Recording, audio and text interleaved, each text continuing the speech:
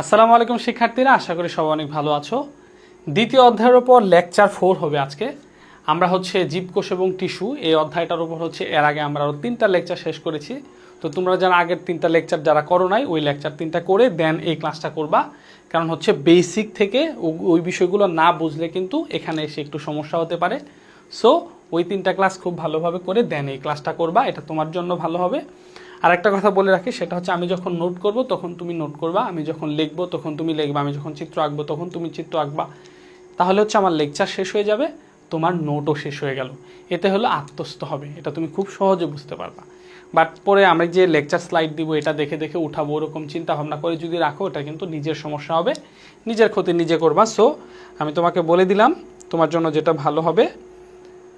আমরা শুরু করতেছি। আজকে আমরা যে টপিকটা পড়ব, আজকে যেহেতু লেকচার 4, এখানে আমরা নিউক্লিয়াস, ক্রোমোজোম, তারপর উদ্ভিদ টিস্যু যে আছে, সরল টিস্যু, জটিল টিস্যু, নিঃস্রাবী টিস্যু, এগুলোর ভিতর থেকে সরল টিস্যুর মধ্যে প্যারেনকাইমা, কোলেনকাইমা এবং স্ক্লেরেনকাইমা, এই বিষয়গুলো একেবারে বেসিক থেকে খুব সুন্দরভাবে বোঝার চেষ্টা করবো ইনশাল্লাহ। তো আমাদের প্রথম যে টপিক, সেই টপিকটা হচ্ছে নিউক্লিয়াস। নিউক্লিয়াস তো নিউক্লিয়াসটা এটা একটু আমরা 3D অ্যানিমেশনের মাধ্যমে একটু দেখি, তারপর আমরা পড়বো ইনশাল্লাহ। তো আমরা একটু নিউক্লিয়াসটা দেখে নিই। তো আমরা একটু নিউক্লিয়াসটা দেখব। তো এইটা নিউক্লিয়াস। নিউক্লিয়াসটা কোষের ভিতরে অবস্থিত। তো এই নিউক্লিয়াসটা কিভাবে আবিষ্কৃত হইল? 1831 সালে স্কটল্যান্ডের একজন উদ্ভিদ বিজ্ঞানী রবার্ট ব্রাউন, ওনার নামটা একটু ভালোভাবে খেয়াল করবা। ওনার নাম রবার্ট ব্রাউন। কত সালে? 1831 সালে। স্কটল্যান্ডের স্কটল্যান্ডের অধিবাসী। তো উনি এই মাইক্রোস্কোপের মধ্যে, অণুবীক্ষণ যন্ত্রের মধ্যে উনি অর্কিড পাতার একটা কোষ নিয়ে, অর্কিড পাতার কোষ নিয়ে একটু দেখতেছে, গবেষণা করতেছে। তো গবেষণা করতে হঠাৎ করে লক্ষ্য করলো যে কোষের ঠিক মাঝখান বরাবর একবারে স্বচ্ছ গাঢ় একটা বস্তু দেখা যাচ্ছে, কোষের মাঝখান বরাবর। দেন এটা খুবই ইন্টারেস্টিং বিষয়, এটা তো আগে কখনো লক্ষ্য করে নাই, কী ব্যাপার, এটা কি?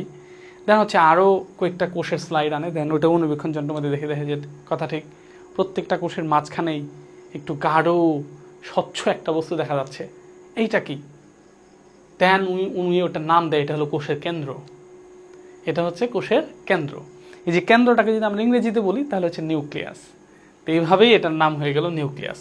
নিউক্লিয়াস মানে কোষের কেন্দ্র। নিউক্লিয়াস মানে কি? নিউক্লিয়াস মানে কেন্দ্র।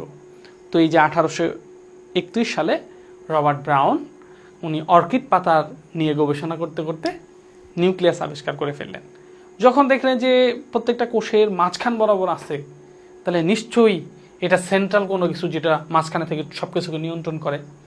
তো পরবর্তীতে দেখা গেল যে কোষের ভিতরে যত অঙ্গ প্রত্যঙ্গ আছে, mitochondria, plastid, endoplasmic reticulum, ribosome, Golgi বস্তু, যত অঙ্গ প্রত্যঙ্গ আছে সব কিছুকে এই নিউক্লিয়াস সব কিছুকে কন্ট্রোল করে, নিয়ন্ত্রণ করে। ঠিক আছে, মজার একটা বিষয়। তো এই নিউক্লিয়াসটা কেন এই কন্ট্রোল যে করে, কারা করে? তার পরবর্তীতে সিদ্ধান্ত হলো যে হ্যাঁ, কোষের সবচেয়ে গুরুত্বপূর্ণ অঙ্গর মধ্যে নিউক্লিয়াসই হলো কোষের সবচেয়ে গুরুত্বপূর্ণ অঙ্গ। তো এই নিউক্লিয়াস। নিউক্লিয়াসটা যদি আমরা ভালোভাবে খেয়াল করি, এটা একটু গোলাকার। নিউক্লিয়াসটা চারপাশ দিয়ে দ্বিস্তরী একটা আবরণ দ্বারা আবৃত থাকে। এই যে দ্বিস্তরী আবরণ, দেখো নিউক্লিয়াসের চারপাশ দিয়ে এই যে দ্বিস্তরী আবরণ। তো এটা আমরা আগে আলোচনা করছি যে শুধু নিউক্লিয়াস না, একটা কোষের ভিতরে যতগুলা অঙ্গাণু আছে, মাইটোকন্ড্রিয়া, প্লাস্টিড, রাইবোজোম, যেটাই বলো, রাইবোজোম না, মাইটোকন্ড্রিয়া, প্লাস্টিড, গোলজি বস্তু, যত আবরণ আছে, ঝিল্লিযুক্ত আবরণ অঙ্গাণু যেগুলা, প্রত্যেকটা অঙ্গাণু দ্বিস্তরী, প্রত্যেকটা অঙ্গাণুর ঝিল্লি আবরণ কি দ্বিস্তরী। তো নিউক্লিয়াসের আবরণ দ্বিস্তরী। এই যে একটা স্তর, এই যে একটা স্তর। এই যে নিউক্লিয়াস, এটা নিউক্লিয়ার মেমব্রেন, নিউক্লিয়াসের আবরণ। আর নিউক্লিয়াসের ভিতরে এই যে অপেক্ষাকৃত গাঢ় আরও একটা বস্তু দেখা যাচ্ছে, এটার নাম নিউক্লিওলাস। এটার নাম কি? নিউক্লিওলাস। এবং এই যে নিউক্লিয়ার মেমব্রেন এবং নিউক্লিওলাসের মাঝখানের যে এই যে স্বচ্ছ জেলির মতো, অর্ধ স্বচ্ছ জেলির মতো যে পদার্থগুলো আছে তরল, এটা নিউক্লিওপ্লাজম। তাহলে নিউক্লিয়ার মেমব্রেন, নিউক্লিওলাস, এগুলো নিউক্লিওপ্লাজম। এই নিউক্লিওপ্লাজমের মধ্যে একটু ভালো করে খেয়াল করো, এই যে সুতার মতো দেখা যাচ্ছে, এগুলা কি? এগুলা হচ্ছে ক্রোমোজোম। এই ক্রোমোজোম আছে বলেই নিউক্লিয়াসের এত দাম, ক্রোমোজোমে আছে বলেই নিউক্লিয়াসের এত গুরুত্ব, কারণ মূল কাজটা ক্রোমোজোমে করে। ক্রোমোজোমের ভিতরে ডিএনএ থাকে, ক্রোমোজোমের ভিতরে কি থাকে? ডিএনএ থাকে। তাইলে মোটামুটি এই হচ্ছে আমাদের নিউক্লিয়াস সংক্রান্ত আমরা একটু 3D অ্যানিমেশন দেখে নিলাম। এবং হচ্ছে আমরা যদি এই যে নিউক্লিয়াসের যে আবরণ, আমি বললাম যে প্রত্যেকটা আবরণই হচ্ছে দ্বিস্তরী ঝিল্লি দ্বারা আবৃত, প্রত্যেকটা অঙ্গাণু দ্বিস্তরী ঝিল্লি দ্বারা আবৃত থাকে। তো নিউক্লিয়ার মেমব্রেনটাকে যদি আমরা একটু দেখি, এই নিউক্লিয়াসের যে আবরণ, নিউক্লিয়ার মেমব্রেনটাকে যদি আমরা দেখি, এই যে নিউক্লিয়ার মেমব্রেনটা এই যে দ্বিস্তর বিশিষ্ট, এই যে একটা স্তর, এই যে একটা স্তর, এই হলো দ্বিস্তরী আবরণ। এবং এই যে মাঝখানে নিউক্লিয়ার রন্ধ্র থাকে, ছিদ্র থাকে, ছিদ্রগুলোকে নিউক্লিয়ার রন্ধ্র বলে। আমরা একটু নিউক্লিয়াসটা দেখি। এই যে নিউক্লিয়াসটা যে আছে, নিউক্লিয়াসের যে আবরণ, এটা কিন্তু মাঝে মাঝে ছিদ্র আছে। এই যে একটা ছিদ্র, তারপরে এই যে ছিদ্র, এই যে ছিদ্র, এই যে ছিদ্র। তো এই ছিদ্রগুলো হচ্ছে কি? নিউক্লিয়ার রন্ধ্র। একবার সিম্পল বিষয় চিন্তা করো, এই যে বই দেখে দেখেও তো মুখস্থ করার কিছু নাই। এই যে নিউক্লিয়াসের চারপাশ দিয়ে যে আবরণ, আবরণটা কয় স্তর বিশিষ্ট? দ্বিস্তর বিশিষ্ট। তো দ্বিস্তর বিশিষ্ট আবরণগুলো আসলে কি দ্বারা তৈরি? প্রোটিন এবং লিপিড দ্বারা তৈরি। তুমি ওই যে প্লাস্টিডের আবরণ বলো, মাইটোকন্ড্রিয়ার আবরণ বলো, নিউক্লিয়াসের আবরণ বলো, কিংবা হচ্ছে গোলজি বস্তুর আবরণ বলো, ওই যে ঝিল্লিযুক্ত অঙ্গাণু যেগুলো, প্রত্যেকটার আবরণই হচ্ছে দ্বিস্তর বিশিষ্ট, এবং এই আবরণগুলো লিপিড আর প্রোটিন দ্বারা তৈরি। একবার সিম্পল বিষয়। এবং হচ্ছে এই যে নিউক্লিয়ার মেমব্রেনের মাঝে মাঝে যে ছিদ্র, এগুলাকে নিউক্লিয়ার রন্ধ্র বলা হয়। তো এই ছিদ্রর কাজ কি? একটা ঘরের দরজার কাজ কি? দরজার ভিতর দিয়ে মানুষজন ঢুকতে পারে, আবার বের হইতে পারে। তো এই যে নিউক্লিয়াসের ভিতরে যে ছিদ্র, এর কাজ কি? নিউক্লিয়াসের যে চারপাশ দিয়ে সাইটোপ্লাজম যে অঙ্গাণু আছে, সাইটোপ্লাজম যে আছে পদার্থ আছে, বিভিন্ন পদার্থ নিউক্লিয়াসের ভিতরে ঢুকবে, আবার নিউক্লিয়াস থেকে বের হবে, এটাই তো এদের কাজ। সিম্পল জিনিস, মানে অত জটিল করে চিন্তা করবে না। তো আশা করি 3D অ্যানিমেশনটা বুঝতে পারছো, যে নিউক্লিয়াসের চারপাশ দিয়ে দ্বিস্তরী আবরণ, তো এই যে নিউক্লিওলাস অপেক্ষাকৃত গাঢ় বস্তু, আর এর ভিতরে এটা হচ্ছে টোটাল হলো নিউক্লিওপ্লাজম। নিউক্লিওপ্লাজমের মধ্যে কি আছে? ডিএনএ অবস্থান করে বা ক্রোমোজোম থাকে। এই হলো মোটামুটি। এখন হচ্ছে আমরা পরীক্ষার মধ্যে কিভাবে আনসার করব সেই বিষয় নিয়ে আমরাই করব। আমরা প্রথমে এখন হচ্ছে নিউক্লিয়াসের চিত্র আঁকবো। তো আমার সাথে সাথে তোমরাও নিউক্লিয়াসের চিত্র আঁকবা ইনশাল্লাহ। একবারে সিম্পলভাবে আমরা চিত্র আঁকার চেষ্টা করব, অত আহামরি জটিল কোনো কিছু না। এই যে আমার সাথে সাথে তোমরা চিত্র আর্ট করে ফেলো। এই যে দুইটা দিছি, এই যে আরেকটা দিলাম, এই যে আরেকটা দিলাম, এই যে দিলাম, সিম্পলভাবে। তো নিউক্লিয়াসের চিত্র আঁকার জন্য তোমরা অনেকেই কি করো? অনেকেই হচ্ছে কম্পাস ব্যবহার করো, কম্পাস দিয়ে করার চেষ্টা করো। দয়া করে কম্পাস দিয়ে করবা না। কারণ হচ্ছে কম্পাস দিয়ে করলে একেবারে যে পিওর গোল হয়, পিওর বৃত্ত হয়। নিউক্লিয়াস কিন্তু আসলে পিওর বৃত্ত না, বিভিন্ন আকৃতির হয়। এটা গোলাকার হইতে পারে, একটু টেমনা হইতে পারে, ঢেমনা হইতে পারে, তারপর ডিম্বাকার হইতে পারে, ঠিক আছে, উট পাখির ডিমের মতো হইতে পারে, তো এটার আলুর মতো হইতে পারে। এটা কোনো সাইজ কিন্তু কোনো ঠিক ঠিকানা নাই। সো একেবারে কম্পাস দিয়ে না দিয়ে হাতে দিবা, এটাই বেস্ট হবে। তো আমরা হচ্ছে এই যে দ্বিস্তরী আবরণ, যেহেতু এই যে দ্বিস্তরী আবরণ আমরা দিয়ে দেই। তো আমার সাথে সাথে চিত্র আর্ট করে ফেলো। বায়োলজি কিন্তু চিত্র নির্ভর, যে যত ভালো চিত্র আঁকতে পারবে, চিত্র মনে রাখতে পারবে, ইন্ডিকেট করতে পারবে, সে তত ভালো রেজাল্ট করবে। একবারে এটাই সত্য কথা। যে কেউ যদি বলো চিত্র আঁকতে পারি না, তাহলে তুমি প্র্যাকটিস করো, আঁকে কীভাবে আঁকতে পারবা? তোমাকে প্র্যাকটিস করতে হবে। যেমন এই যে একটা এভাবে একটা দাগকে তুমি দিতে পারবা না। তুমি যদি বলে না এটা পারে, তাহলে সমস্যা। এই যে আর একটা দাগ দিতে পারবা না, তো এটার সাথে এটা মিলিয়ে দাও, এই যে হইলো। এরকম এখানে আরেকটা দাগ দাও, আরেকটা দাগ দাও, এই যে মিলিয়ে দাও, এই যে হইলো। তো পারি না বলতে এটা তো কোনো কথা না। ওইসব মিথ্যা অভিযোগ দিয়ে তো কোনো লাভ নাই, এটা কোনো কথা হইলো? আচ্ছা, এই যে নিউক্লিয়াসের চারপাশ দিয়ে যে আবরণ, সেটা দিয়ে নিছি। এখন হচ্ছে মাঝখানে নিউক্লিওলাস দিব, অপেক্ষাকৃত গাঢ় বস্তু, এই যে নিউক্লিওলাস দিলাম। ওকে, তাইলে হচ্ছে এই যে আমরা মোটামুটি পেয়ে গেলাম নিউক্লিয়ার মেমব্রেন, নিউক্লিওলাস। এই নিউক্লিওলাসের গায়ে কিন্তু ক্রোমোজোমগুলো থাকে, ক্রোমোজোমগুলো মূলত নিউক্লিওলাসের গায়ে লেগে থাকে। তাহলে এখানে আমরা যে কিছু পেঁচানো ক্রোমোজোম দিই, এটা নিজের মতো করে দিবা, ঠিক আছে? এই যে আমি যেভাবে প্যাচ দিছি ওইভাবেই প্যাচ দিতে হবে, এরকম কোনো কিছু না। নিজের মতো করে এই যে কিছু প্যাচ টেস্ট দিয়ে নিলা। তারপরে হচ্ছে এই যে প্যাচটা দিয়ে নিলা। দেন হচ্ছে এখন কি করব আমরা, এই যে নিউক্লিওপ্লাজম যেগুলো dot dot dot dot dot dot dot dot বেশ কিছু ডট ডট দিয়ে নিউক্লিওপ্লাজম দিয়ে নিলাম। নিউক্লিওপ্লাজম কি? ওই যে নিউক্লিয়াসের ভিতরে যে অর্ধস্বচ্ছ তরল পদার্থগুলো থাকে জেলির মতো, এগুলো হচ্ছে নিউক্লিওপ্লাজম।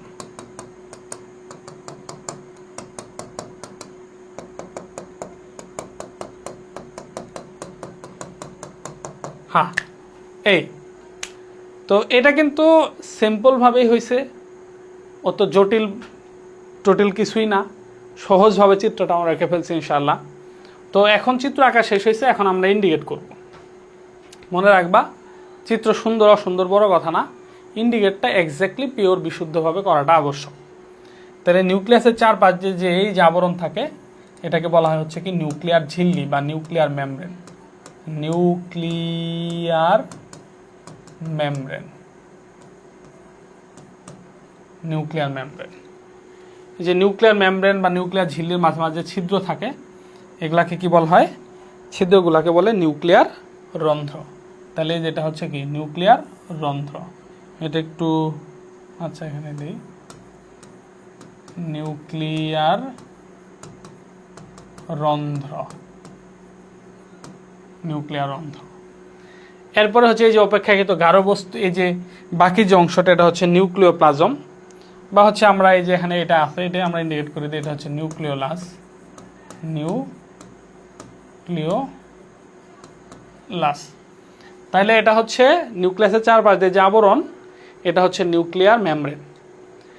আবরণের মাঝে মাঝে যে ছিদ্র থাকে, এগুলো হচ্ছে নিউক্লিয়ার রন্ধ্র।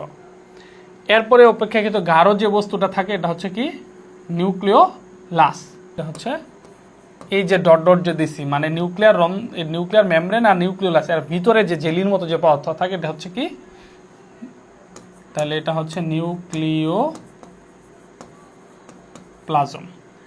আচ্ছা, এরপর এই যে জালিকাকার পেঁচানো পেঁচানো যে সুতাগুলা দিছি, এগুলা কি? এগুলা হচ্ছে ক্রোমোজোম। এগুলাকে বিভিন্ন নামে বলা যেতে পারে। এটাকে ক্রোমোজোম বলা যেতে পারে, এটাকে হচ্ছে ক্রোমাটিন জালিকা বলা যেতে পারে, ক্রোমাটিন বস্তু বলা যেতে পারে, নিউক্লিয়ার রেটিকুলাম বলা যেতে পারে। তো তোমাদের বইয়ের মধ্যে এটা লেখছে হচ্ছে নিউক্লিয়ার রেটিকুলাম। তার মানে নিউক্লিয়ার রেটিকুলাম, ক্রোমাটিন বস্তু, ক্রোমাটিন জালিকা, ক্রোমোজোম সব একই জিনিস। তাহলে এটাকে আমরা লিখতে পারবো, যেমন এই যে একটা এই যে দাগ দিয়ে, এটা হচ্ছে ক্রোমাটিন বস্তু লিখলাম, ক্রোমাটিন বস্তু। তো এটাকে আমরা ক্রোমাটিন বস্তু লিখতে পারবো, ক্রোমাটিন জালিকা লিখতে পারবো, ক্রোমোজোম লিখতে পারবো, অথবা নিউক্লিয়ার রেটিকুলাম লিখতে পারবো। যে কোনো কিছু নামে এটাকে ডাকা যাবে, এই কয়টা নামে। তো এই মোটামুটি নিউক্লিয়াস আঁকা হইলো, ইন্ডিকেট করা হইলো। এখন আমাদের অবশ্যই এই কথাটা লিখতে হবে, চিত্র নিউক্লিয়াস। চিত্র হচ্ছে কি নিউক্লিয়াস, এই কথাটা অবশ্যই লিখতে হবে। আমি সুন্দর করে চিত্র আঁকছি, ইন্ডিকেট করছি, এই কথাটা লিখি নাই, আমি কিন্তু কোনো মার্ক পাবো না। তাহলে এটা হলো মূল জিনিস, চিত্র আঁকলে এটা অবশ্যই লিখতে হবে। আচ্ছা, এখন আসা যাক পরীক্ষার মধ্যে এটা কিভাবে প্রশ্ন আসবে। পরীক্ষার মধ্যে গ নাম্বারের একটা প্রশ্ন আসবে যে নিউক্লিয়াসের গঠন বর্ণনা করো। নিউক্লিয়াসের গঠন, একটা জিনিস ভালোভাবে খেয়াল করো যে উদ্দীপকটা কেমন হবে। উদ্দীপকের মধ্যে হচ্ছে সরাসরি একটা কোষের চিত্র দিয়ে দিবে, কোষের মাঝখানে একটু গোল দিয়ে এ বি সি দাগায় দিল যে এর গঠন বর্ণনা করো। অথবা এটা হলো চিত্রযুক্ত উদ্দীপক, অথবা এটা যদি বর্ণনামূলক যদি উদ্দীপক লেখে, সেক্ষেত্রে একটু মাথায় রাখবো বর্ণনা কিন্তু দিয়ে দিবে যে এটা কোষের কেন্দ্রে থাকে, ক্রোমোজোম বহন করে, তারপরে হচ্ছে এটা কোষের সব কার্যক্রম নিয়ন্ত্রণ করে, কোষের সবচেয়ে গুরুত্বপূর্ণ অঙ্গাণু, এভাবে উল্লেখ করা থাকতে পারে। তাহলে একটা কোষের সবচেয়ে গুরুত্বপূর্ণ অঙ্গাণুটার নাম কি? ক্রোমোজোম। এটা সব কিছুকে নিয়ন্ত্রণ করে, এটা ক্রোমোজোম বহন করে, ঠিক আছে? এসব কিছু ইন্ডিকেটর থাকবে। ওকে, তোরা আমরা উদ্দীপক দেখে এখন বুঝতে পারলাম যে এটা হচ্ছে নিউক্লিয়াস। তো নিউক্লিয়াসের প্রথমে আমরা একটু সংজ্ঞা দিব, অবশ্যই। আমরা তো গ নাম্বার প্রশ্ন অবশ্যই যে কোনো অঙ্গের প্রথমে সংজ্ঞা, তারপর এটার বর্ণনা দেওয়ার চেষ্টা করি। তাইলে হচ্ছে আমরা সংজ্ঞায় কি লিখতে পারি? এই নিউক্লিয়াস কাকে বলে? নিউক্লিয়াসের সংজ্ঞাটা স্বাভাবিকভাবে সিম্পলভাবে যদি আমরা বলি যে ক্রোমোজোম বহনকারী অঙ্গাণুকে নিউক্লিয়াস বলে, হয়ে যাবে।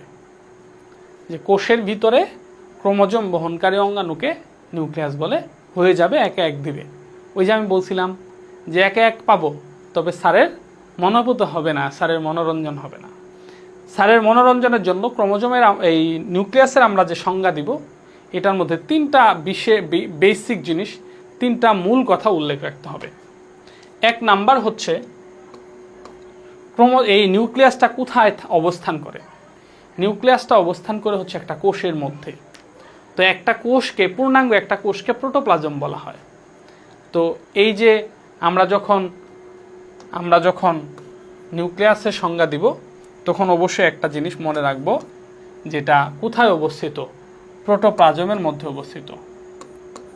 প্রোটোপ্লাজমে অবস্থিত,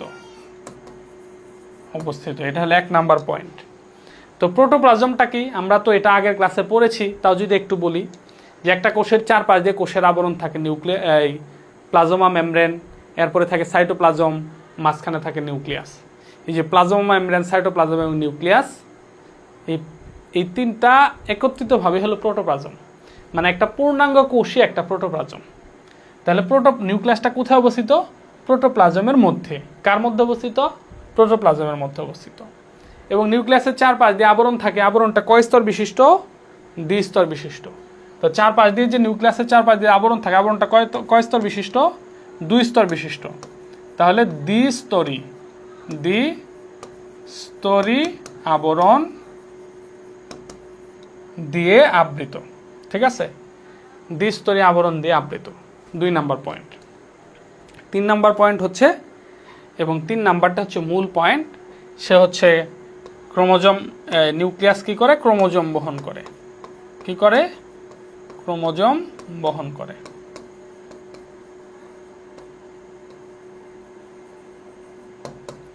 তাহলে আমরা হচ্ছে নিউক্লিয়াসের এমন একটা সংজ্ঞা দিব, যে সংজ্ঞার মধ্যে এই 3টা পয়েন্ট অবশ্যই থাকবে। তাহলে সেটা হবে একেবারে বিশুদ্ধ সংজ্ঞা। সেটা হলো কি, যে প্রোটোপ্লাজমের মধ্যে অবস্থিত দ্বিস্তরী আবরণ দ্বারা আবৃত ক্রোমোজোম বহনকারী অঙ্গাণুকে নিউক্লিয়াস বলে। এটা হলো নিউক্লিয়াসের সুন্দর বিশুদ্ধ সংজ্ঞা। তাহলে আমরা এখন থেকে নিউক্লিয়াস কাকে বলে কি লিখব? প্রোটোপ্লাজমের মধ্যে অবস্থিত দ্বিস্তরী আবরণ দ্বারা আবৃত ক্রোমোজোম বহনকারী অঙ্গাণুকে নিউক্লিয়াস বলে। নিচে নিউক্লিয়াসের গঠন বর্ণনা করা হলো। তারপরে আমরা নিউক্লিয়াসের চিত্র আঁকবো, ইন্ডিকেট করব, চিত্র নিউক্লিয়াস এটা লিখব, তারপর আমরা বর্ণনা লিখব। যখন তোমার গ নাম্বারের চিত্র থাকবে, তখন তুমি বর্ণনা পয়েন্ট আকারে লেখো, 1, 2, 3 আকারে লেখো, আর বর্ণনামূলক আকারে লেখো। যেভাবেই লেখো 3-এ 3 পাবা সেখানে, যদি চিত্রটা, ইন্ডিকেটটা সুন্দর হয়ে থাকে। তো এখন তুমি নিউক্লিয়াসের বর্ণনা তোমাদের বইয়ের মতো করে পয়েন্ট আকারেও দিতে পারো। নিউক্লিয়ার মেমব্রেন পয়েন্ট দিয়ে লেখলা, তারপর নিউক্লিওলাস পয়েন্ট দিয়ে লেখলা, নিউক্লিওপ্লাজম পয়েন্ট দিয়ে লেখলা, ক্রোমাটিন বস্তু পয়েন্ট দিয়ে লিখতে পারো, অথবা জাস্ট এমনি একটা বর্ণনা দিতে পারো, তোমার ইচ্ছা। তা আমরা একটু এই বিষয়গুলো একটু আলোচনা করি। যখন বর্ণনার মধ্যে কী থাকবে, ধরো নিউক্লিয়ার মেমব্রেন দিয়ে একটা পয়েন্ট দিলা। তো নিউক্লিয়ার মেমব্রেন দিয়ে পয়েন্ট দিয়ে, তাহলে কি আমরা বলি যে নিউক্লিয়াসের চারপাশ দিয়ে দ্বিস্তরী যে আবরণ থাকে, এটাকে নিউক্লিয়ার মেমব্রেন বলা হয়। এই দ্বিস্তরী আবরণটা প্রোটিন এবং লিপিড দ্বারা তৈরি। এর ভিতরে ছিদ্র থাকে, ছিদ্রগুলোকে নিউক্লিয়ার রন্ধ্র বলা হয়। এই নিউক্লিয়ার রন্ধ্রগুলো দিয়ে নিউক্লিয়াসের ভিতর এবং বাইরের বিভিন্ন বস্তুর আদান প্রদান সম্পন্ন হয়। ব্যাস, হয়ে গেল। এখন সিম্পল জিনিস, এই আবরণটা দ্বিস্তর বিশিষ্ট, মাঝে মাঝে ছিদ্র আছে, এগুলাকে রন্ধ্র বলে। এবং দ্বিস্তরী আবরণগুলো সাধারণত প্রোটিন এবং লিপিড দ্বারাই তৈরি হয়। আর এই যে ছিদ্রগুলার কাজ কি, দরজা কেন দেওয়া হয়েছে? যাতে ঘরের ভিতরে মানুষ ঢুকতে পারে, আবার বের হইতে পারে। এরকম বিভিন্ন পদার্থ ভিতরে যেন ঢুকতে পারে, আবার বেরো যেন হইতে পারে, এটাই তো। তো এইটা সিম্পল একটা জিনিস, জাস্ট এইভাবেই লিখবা। এটা তো বই খুলে এভাবে মুখস্থ, যে অনেকেই পরে এইভাবে পড়তেছে, যে নিউক্লিয়াসকে ঘিরে রাখে যে ঝিল্লি, নিউক্লিয়াসকে ঘিরে রাখে যে তাকে নিউক্লিয়াস ঝিল্লি, যেখানে নিউক্লিয়াসকে বলে দুই স্তর বিশিষ্ট, দুই স্তর যে ঝিল্লি প্রোটিন এবং লিপিডের সমন্বয় তৈরি, প্রোটিন এবং লিপিডের সমন্বয় ঝিল্লি ছিল, মাঝে মাঝে কিছু ছিদ্র থাকে, কিছু ছিদ্রগুলোকে নিউক্লিয়ার রন্ধ্র বলে। নিউক্লিয়ার রন্ধ্র বলে এই ছিদ্রের ভিতরে নিউক্লিয়াসের মধ্যে দিয়ে কিছু কিছু বস্তু চলাচলকারী পড়তে এভাবে পড়তে মুখস্থ করতেছে। আরে ভাই, তুই তো পাগল হয়ে যাবি। This is not a system. পড়ালেখার জন্য এটা সিস্টেমই না, জাস্ট আত্মস্থ করার চেষ্টা করো। সিম্পল। এই যে নিউক্লিয়াসের চারপাশ দিয়ে যে আবরণ থাকে, এটাকে নিউক্লিয়ার মেমব্রেন বলে। এটা 2 স্তর বিশিষ্ট হয়। এগুলো সাধারণত প্রোটিন এবং লিপিড দ্বারা তৈরি। নিউক্লিয়ার মেমব্রেনের ভিতরে যে ছিদ্রগুলো থাকে, এগুলোকে নিউক্লিয়ার রন্ধ্র বলা হয়। নিউক্লিয়ার রন্ধ্রগুলো দিয়ে নিউক্লিয়াস এবং বাইরের বিভিন্ন বস্তুর আদান প্রদান সম্পন্ন হয়। হয়ে গেল, আলহামদুলিল্লাহ, সিম্পল। আচ্ছা, এরপরে হচ্ছে এই যে নিউক্লিয়াসের ভিতরে যে জেলির মতো যে পদার্থ থাকে, এটাকে কি বলা হয়? নিউক্লিওপ্লাজম বলা হয়। তো নিউক্লিওপ্লাজম দিয়ে তুমি করো, একটা পয়েন্ট করো যে নিউক্লিয়াসের ভিতরে যে জেলির মতো বস্তু লক্ষ্য করা যায় তাকে নিউক্লিওপ্লাজম বলে। তাহলে নিউক্লিয়াসের ভিতরে জেলির মতো যে বস্তু লক্ষ্য করা যায় তাকে কি বলে? নিউক্লিওপ্লাজম বলে। তো এই নিউক্লিওপ্লাজমের মধ্যে কি কি থাকে? নিউক্লিক অ্যাসিড থাকে, তারপরে হচ্ছে যেমন এই যে নিউক্লিক অ্যাসিড থাকে, তারপরে প্রোটিন থাকে, বিভিন্ন এনজাইম থাকে, কিছু খনিজ লবণ থাকে। তাহলে কি কি থাকে? এই যে নিউক্লিওপ্লাজমের মধ্যে কি কি থাকে? জাস্ট নিউক্লিওপ্লাজমের মধ্যে কি কি থাকে? তোমার হচ্ছে নিউক্লিক অ্যাসিড থাকে, আচ্ছা এটা আমি একটু অন্য কালার করে দেই, তাহলে বুঝতে সুবিধা হবে, নইলে অনেকে এটা চিত্রের অংশ মনে করবে।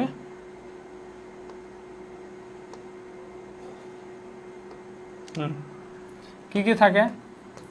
নিউক্লিক অ্যাসিড, তারপর কি থাকে? প্রোটিন, তারপর কি থাকে? এনজাইম থাকে, তারপর বিভিন্ন খনিজ লবণ থাকে, এই জিনিসগুলো থাকে। তাহলে প্রথমে আমি একটা পয়েন্ট করছি নিউক্লিয়ার মেমব্রেন, পরে আর একটা পয়েন্ট করলাম হচ্ছে নিউক্লিওপ্লাজম। যে নিউক্লিয়াসের মধ্যে অবস্থিত জেলির মতো যে বস্তু লক্ষ্য করা যায় তাকে নিউক্লিওপ্লাজম বলে। নিউক্লিওপ্লাজমের ভিতরে নিউক্লিক অ্যাসিড, প্রোটিন, এনজাইম এবং খনিজ লবণ বিভিন্ন উপাদান থাকে। ব্যাস, হয়ে গেল। এরপরে কি? এরপরে হচ্ছে নিউক্লিওলাস। এই যে নিউক্লিয়াসের ভিতরে অপেক্ষাকৃত যে গাঢ় বস্তু লক্ষ্য করা যায় তাকে নিউক্লিওলাস বলা হয়। এই যে ক্রোমোজোমগুলো মূলত নিউক্লিওলাসের গায়ে লেগে থাকে। ক্রোমোজোমগুলো কি করে? নিউক্লিওলাসের গায়ে লেগে থাকে। আর এই নিউক্লিওলাস, এটার একটা স্পেশাল কাজ আছে। এখান থেকে একটা ইম্পর্টেন্ট প্রশ্ন আছে। এই নিউক্লিওলাস কি করে? আরএনএ এবং প্রোটিন তৈরি করে। এই যে নিউক্লিওলাস যেটা, তাহলে নিউক্লিওলাস কি করে? এখান থেকে একটা পয়েন্ট, এটা উপরের দিকে লিখি, এটা হচ্ছে আরএনএ ও প্রোটিন তৈরি করে।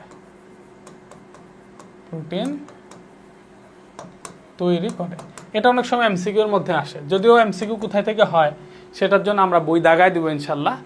এই বেসিক ক্লাস শেষ হলে বই দাগায় দিব, তখন কোন কোন জায়গা থেকে এমসিকিউ হয় সেগুলো দেখায় দিব। তাহলে এই যে নিউক্লিওলাস কি করে? আরএনএ ও প্রোটিন তৈরি করে। এবং হচ্ছে যে আমরা বললাম যে এই যে ক্রোমোজোমগুলা কি করে? এই নিউক্লিওলাসের গায়ে লেগে থাকে। ক্রোমোজোমগুলা নিউক্লিওলাসের গায়ে লেগে থাকে। তো এখানে একটা সুন্দর কথা আছে। এই ক্রোমোজোমগুলা যে নিউক্লিওলাসের গায়ে যে লেগে থাকে, তো একটা ক্রোমোজোম তো অনেক লম্বা হয়, কোন জায়গাটা লেগে থাকে? তো একটা ক্রোমোজোম যদি আমরা দেখি, দেখো ক্রোমোজোম যদি আমরা দেখি, তাহলে একটা ক্রোমোজোম মূলত সিম্পল একটা ক্রোমোজোম হচ্ছে যেরকম হয়।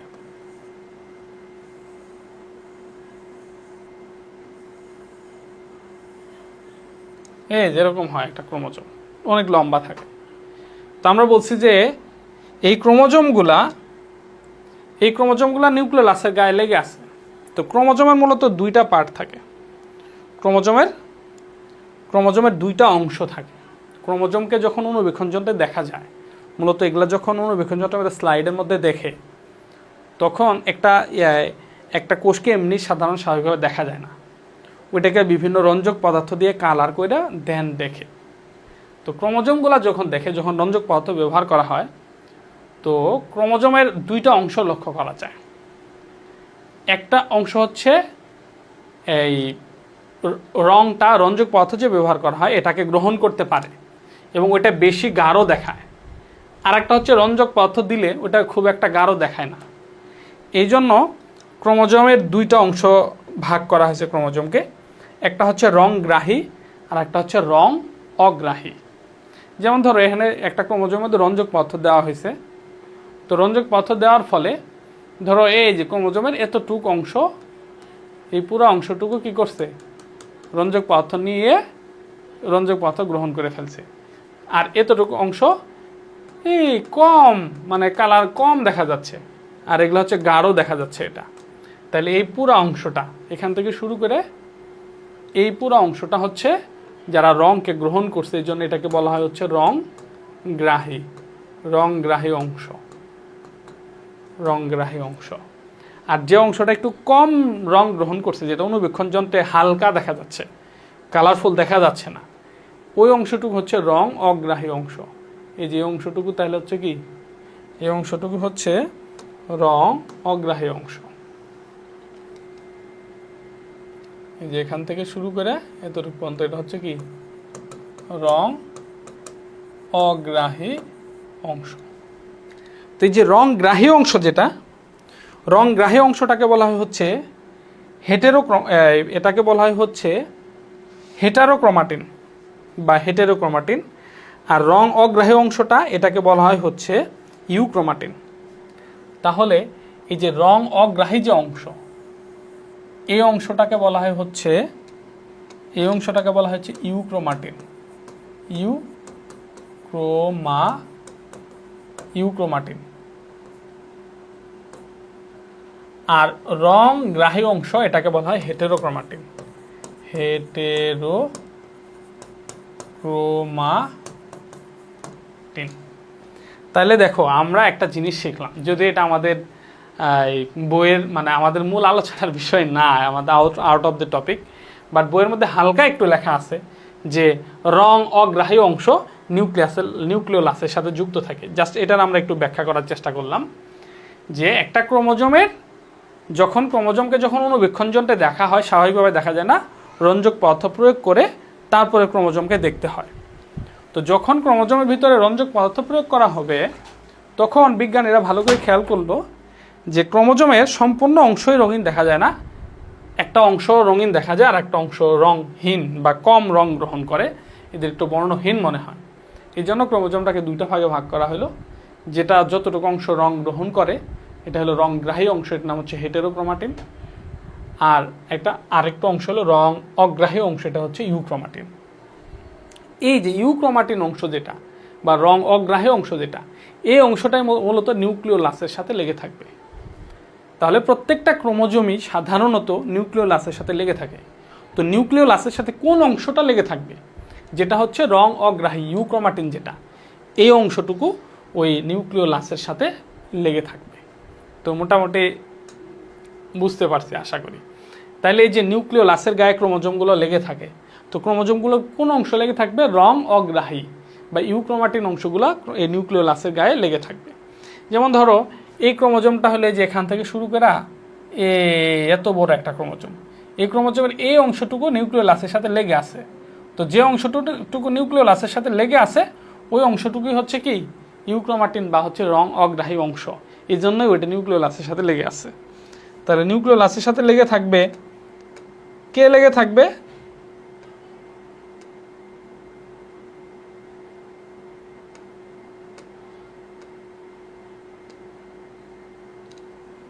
নিউক্লিওলাসের সাথে লেগে থাকবে হচ্ছে রং অগ্রাহী অংশ। ব্যাস। আচ্ছা, এই গেল হচ্ছে নিউক্লিওলাস। তাহলে নিউক্লিওলাস কি করে, নিউক্লিওলাসগুলো ক্রোমোজোমগুলো নিউক্লিওলাসের গায়ে লেগে থাকে, আর হচ্ছে নিউক্লিওলাস কি করে, আরএনএ এবং প্রোটিন তৈরি করে মোটামুটি। তাহলে নিউক্লিয়ার মেমব্রেন গেল, নিউক্লিওপ্লাজম গেল, নিউক্লিওলাস গেল। এখন থাকলো কি ক্রোমাটিন বস্তু। তা আমি ক্রোমাটিন বস্তু দিয়ে একটা পয়েন্ট করলাম। তো ক্রোমাটিন বস্তু বলতে কি বোঝায়, ক্রোমাটিন বস্তু কি বা ক্রোমোজোম কি? ক্রোমোজোম হচ্ছে নিউক্লিয়াসের ভিতরে অবস্থিত। ক্রোমোজোমের ভিতরে কি থাকে, ডিএনএ থাকে। ক্রোমোজোমের ভিতরে কি থাকে, ডিএনএ থাকে। তাহলে ক্রোমোজোমের ভিতরে আমরা বলতে পারি যে নিউক্লিয়াসের মধ্যে অবস্থিত তন্তু আকৃতির মানে সুতার মতো যে অঙ্গাণুগুলো লক্ষ্য করা যায় এগুলো হচ্ছে ক্রোমাটিন বা ক্রোমাটিন বস্তু। এগুলা জালের মতো বিন্যস্ত হয়ে থাকে, হ্যাঁ, এগুলোর ভিতরে ডিএনএ থাকে যেগুলো হচ্ছে জীবের বৈশিষ্ট্য নিয়ন্ত্রণ করে। এভাবে 2-3টা কথা বললে হবে। তোমাদের বইয়ের মধ্যে ক্রোমাটিন বস্তুর বর্ণনাটা কিন্তু অনেক বড়, তো নিউক্লিয়াসের বর্ণনা আসলে ওই পুরো ক্রোমাটিন বস্তুর 1 পৃষ্ঠা বর্ণনা দেওয়ার দরকার নাই, কারণ ওই ক্রোমোজোমের বর্ণনা আলাদা একটা গ নাম্বারের প্রশ্ন আছে। সো এটা যখন নিউক্লিয়াসের সাথে যখন লিখবে তখন জাস্ট 2-3 লাইন লিখে দিলেই হলো যে নিউক্লিয়াসের ভিতরে অবস্থিত তন্তু আকৃতির অঙ্গাণুগুলাকে ক্রোমোজোম বলা হয়। ক্রোমোজোম হচ্ছে জালিকাকারে বিন্যস্ত থাকে এবং ক্রোমোজোমের ভিতরে ডিএনএ থাকে, এটা জীবের বৈশিষ্ট্য ক্রোমোজোমকে এবং জীবের বৈশিষ্ট্য নিয়ন্ত্রণ করে বা জীবের বৈশিষ্ট্যের ধারক বাহক হিসেবে কাজ করে। জাস্ট এভাবে একটু বললেই হলো, ব্যাস। এই হচ্ছে নিউক্লিয়াসের বর্ণনা। তাহলে জাস্ট আমাদের মোটামুটি বোঝার জিনিসগুলো শেষ। এখন আমরা পরীক্ষার মধ্যে কিভাবে লিখবো, সিম্পল জিনিস। ধরো পরীক্ষার মধ্যে আসছে নিউক্লিয়াসের গঠন বর্ণনা করো, তা আমি উত্তরটা দিচ্ছি। প্রথমে আমরা সংজ্ঞা দিব যে প্রোটোপ্লাজমের মধ্যে অবস্থিত দ্বিস্তরী আবরণ দ্বারা আবৃত ক্রোমোজোম বহনকারী অঙ্গাণুকে নিউক্লিয়াস বলে। নিচে নিউক্লিয়াসের গঠন বর্ণনা করা হলো। তারপরে চিত্র আঁকবো, ইন্ডিকেট করব এবং চিত্র নিউক্লিয়াস এটা লিখবো, তারপর বর্ণনাটা লিখবো। বর্ণনাটা আমরা সাধারণত পয়েন্ট আকারেই দিব। নিউক্লিয়ার মেমব্রেন, নিউক্লিয়াসের চারপাশ দিয়ে যে দ্বিস্তরী আবরণ লক্ষ্য করা যায় এটাকে নিউক্লিয়ার মেমব্রেন বলে। এগুলো প্রোটিন এবং লিপিড দ্বারা তৈরি। নিউক্লিয়ার মেমব্রেনের মাঝে মাঝে যে ছিদ্রগুলো লক্ষ্য করা যায় এগুলাকে নিউক্লিয়ার রন্ধ্র বলে। এগুলো দিয়ে ক্রোমোজোম, নিউক্লিয়াস এবং কোষের অন্যান্য বস্তুর মধ্যে বিভিন্ন পদার্থের আদান প্রদান নিয়ন্ত্রিত হয়। এরপরে হচ্ছে নিউক্লিওপ্লাজম, যে নিউক্লিয়াসের ভিতরে যে জেলির মতো পদার্থ লক্ষ্য করা যায় এগুলোকে নিউক্লিওপ্লাজম বলা হয়। নিউক্লিওপ্লাজম মূলত হচ্ছে নিউক্লিক অ্যাসিড, প্রোটিন, এনজাইম এবং খনিজ পদার্থ বিভিন্ন ধরনের উপাদান থাকে। গেল। এরপর পয়েন্ট হচ্ছে নিউক্লিওলাস, কোষের ভিতরে যে অপেক্ষাকৃত স্বচ্ছ বস্তু, গোলাকার বস্তু লক্ষ্য করা যায় এটাকে নিউক্লিওলাস বলা হয়। নিউক্লিওলাসের ক্রোমোজোমের রং অগ্রাহী অংশগুলো নিউক্লিওলাসের সাথে লেগে থাকে এবং নিউক্লিওলাস হচ্ছে আরএনএ ও প্রোটিন তৈরিতে অংশগ্রহণ করে বা প্রোটিন তৈরি করে। ব্যাস, হয়ে গেল। আচ্ছা, এরপরে এর আর একটা কাজ আছে। আরএনএ ও প্রোটিন তৈরি করে এবং হচ্ছে রাইবোজোম সংশ্লেষণ করে। রাইবোজোম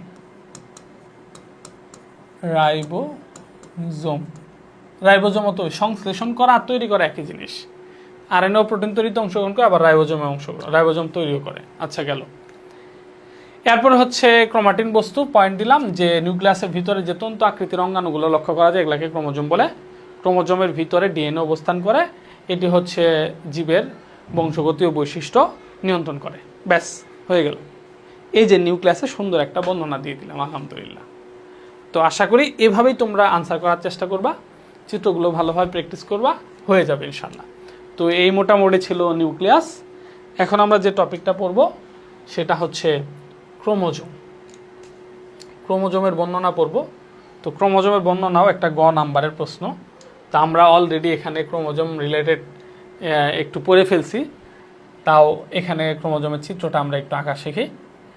তো এটা ক্রোমোজোমের বর্ণনা যদি আসে তাহলে অবশ্যই কি, আচ্ছা ক্রোমোজোমটা আমরা এখানেই পড়ি, এই পৃষ্ঠাতে পড়ি, এখানেই পড়ি। তো এটা তাইলে আমরা একটু রাখবো না মুছে ফেলবো? এটা একটু রাখি, থাক, এখানে থাক। তো গ নাম্বারের এখনকার যে আমাদের টপিক সেটা হচ্ছে কি, ক্রোমোজোম বা হচ্ছে ক্রোমাটিন বস্তু বা ক্রোমাটিন জালিকা বা নিউক্লিয়ার রেটিকুলাম, যেভাবেই বলো। ক্রোমোজোমের একটু চিত্র আঁকা শিখি। তোমাদের বইয়ের মধ্যে চিত্র দিছে, তো ক্রোমোজোমের যদি বর্ণনা পরীক্ষা আসে তাহলে তো অবশ্যই চিত্র শিখতে হবে। তাহলে হচ্ছে ক্রোমোজোমের মাঝখানে যে কিয়া থাকে, ক্রোমোজোমের মাঝখানে যে কেন্দ্র, এটা হচ্ছে সেন্ট্রোমিয়ার। সেন্ট্রোমিয়ারের দুই পাশ দিয়ে, এটা একটু আমি ব্যাখ্যা করি। চিত্রটা বিভিন্নভাবে আঁকা যায়। তো তোমাদের বইয়ের মধ্যে যেভাবে চিত্র আঁকছে সেটাই যদি আমি আঁকি, সেটাই আঁকি, বইয়ের মতো করে আঁকি।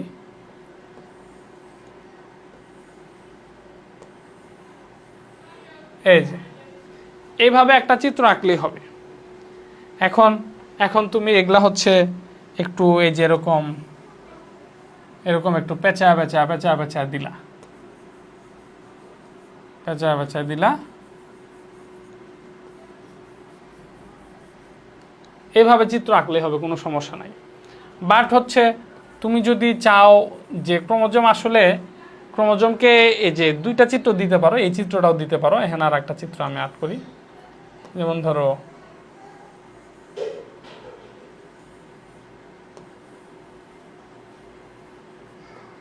এই যে এভাবে ক্রোমোজোমের চিত্র আঁকা যায়, ক্রোমোজোমকে এভাবেও আঁকতে পারো তুমি। এখন মনে হচ্ছে যে এখানে দুইটা বাহু আর ওখানে একটা বাহু কেন, মানে বিষয়টা কেমন? এটা ওটা জটিল কোনো সিস্টেম না, এটাও সিম্পল একটা সিস্টেম যে ক্রোমোজোম কেন দুইটা বাহু আর একটা বাহু হয়েছে। তো ক্রোমোজোমের প্রাথমিক অবস্থায় সে একটা বাহুই থাকে এবং এই বাহুটা আস্তে আস্তে বড় হয়, যখন এটা কোষ বিভাজনের মধ্যে যখন প্রবেশ করে, যখন মাইটোসিস বিভাজন হয়, তখন আস্তে আস্তে ওই যে প্রোফেজ ধাপের শেষের দিকে যায় একটা ক্রোমোজোম লম্বালম্বি দুই ভাগে বিভক্ত হয়ে যায়, বিভক্ত হয়ে এই যে দুইটা পার্ট হয়ে যায়। ঠিক আছে? তো ক্রোমোজোমের চিত্র তুমি চাইলে শুধু এই চিত্রটাও দিতে পারো অথবা শুধু এরকম একটা চিত্র দিতে পারো, এটা তোমার স্বাধীনতা আছে, অথবা দুইটা চিত্রই দিতে পারো, তোমার ইচ্ছা। তো তোমাদের বইয়ে যেহেতু এখন বর্তমানে এরকম একটা চিত্র দিছে, সো এরকম চিত্রই দিও। তাহলে আমরা একটু ইন্ডিকেট করি। তো ক্রোমোজোমের এগুলো হলো বাহু, যেমন এটা বাহু, এটা হলো বাহু, এই যে বাহু। তারপর হচ্ছে ক্রোমোজোমের মাঝখানে দুইটা বাহু, এই যে বাহুর যে মাঝখানে যে সংযোগ অংশ, এটাকে কি বলা হয়? সেন্ট্রোমিয়ার।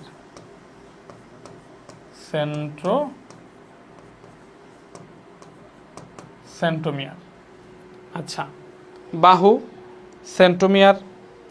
এখানে আরেকটা বাহু থাকে, এই যে বাহুর একটা বাহু থাকে একটু ছোট, আরেকটা বাহু একটু বড়, মানে তুমি ছোট বাহু বড় বাহু দিতে পারো, বা এটা একটা বাহু, তাহলে এটা হবে অপর বাহু, এটা হচ্ছে অপর বাহু, অপর বাহু, এটাও ইন্ডিকেট করে দিতে পারো অপর বাহু।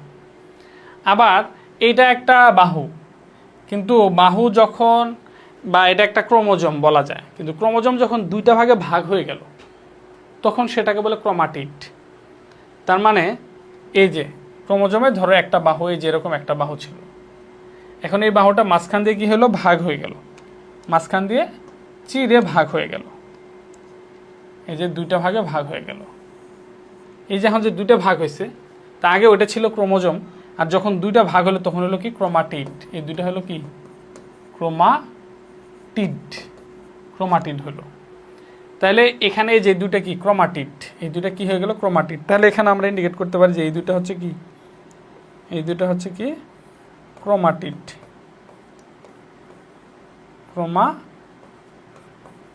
ক্রোমাটিড।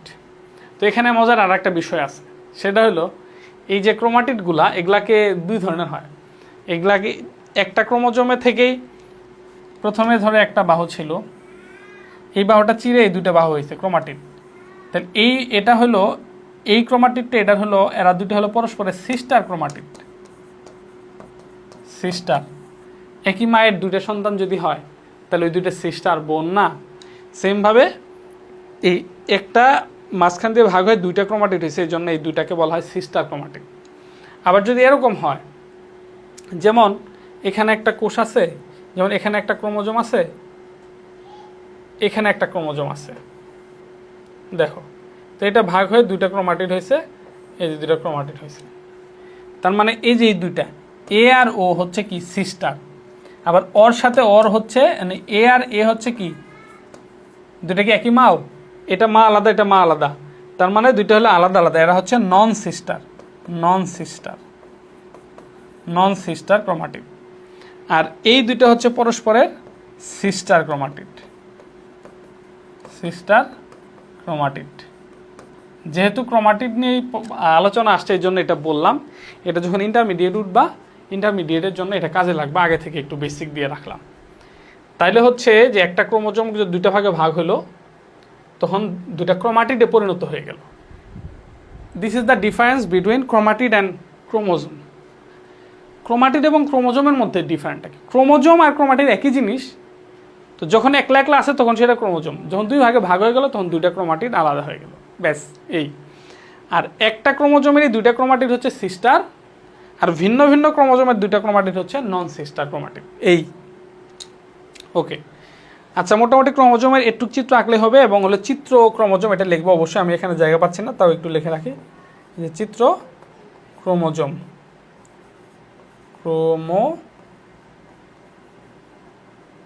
ক্রোমোজোম, ব্যাস হয়ে গেছে। একটা জিনিস ভালোভাবে খেয়াল করো, ভালোভাবে খেয়াল করবা, এই ক্রোমোজোমের গঠন এটা যদি পরীক্ষায় আসে, এটা যদিও অধ্যায় 2 এর মধ্যে আছে, এই ক্রোমোজোমের গঠন এই বর্ণনাটা অধ্যায় 12তেও আছে।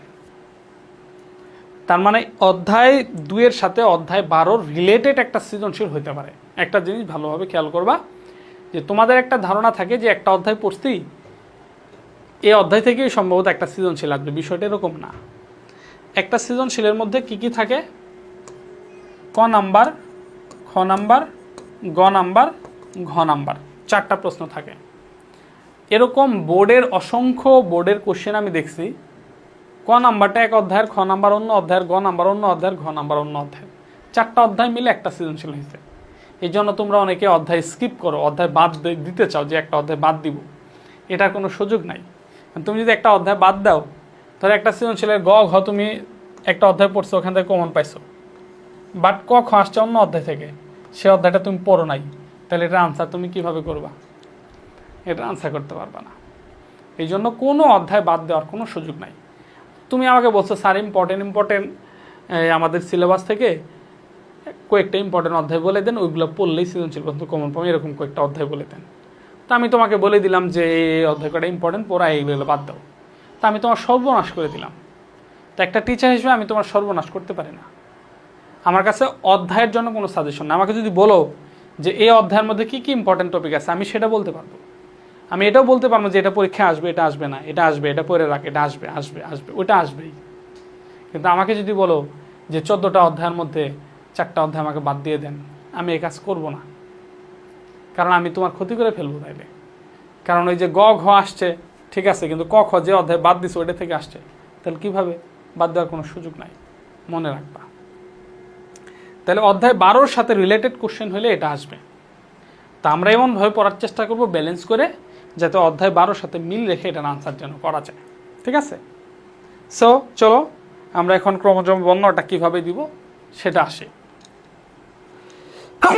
আলহামদুলিল্লাহ।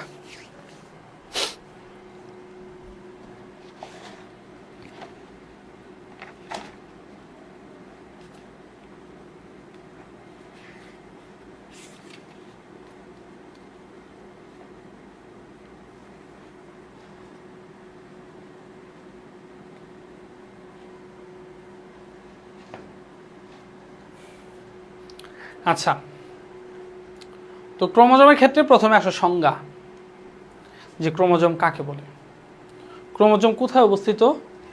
এই যে আগের বর্ণনাতে আমরা দেখলাম ক্রোমোজোম হচ্ছে নিউক্লিয়াসের মধ্যে অবস্থিত। তাহলে ক্রোমোজোম কাকে বলে? নিউক্লিয়াসের মধ্যে অবস্থিত তন্তু আকৃতির সুতার মতো যে আকৃতির যে অঙ্গাণুটা, এটা হচ্ছে ক্রোমোজোম।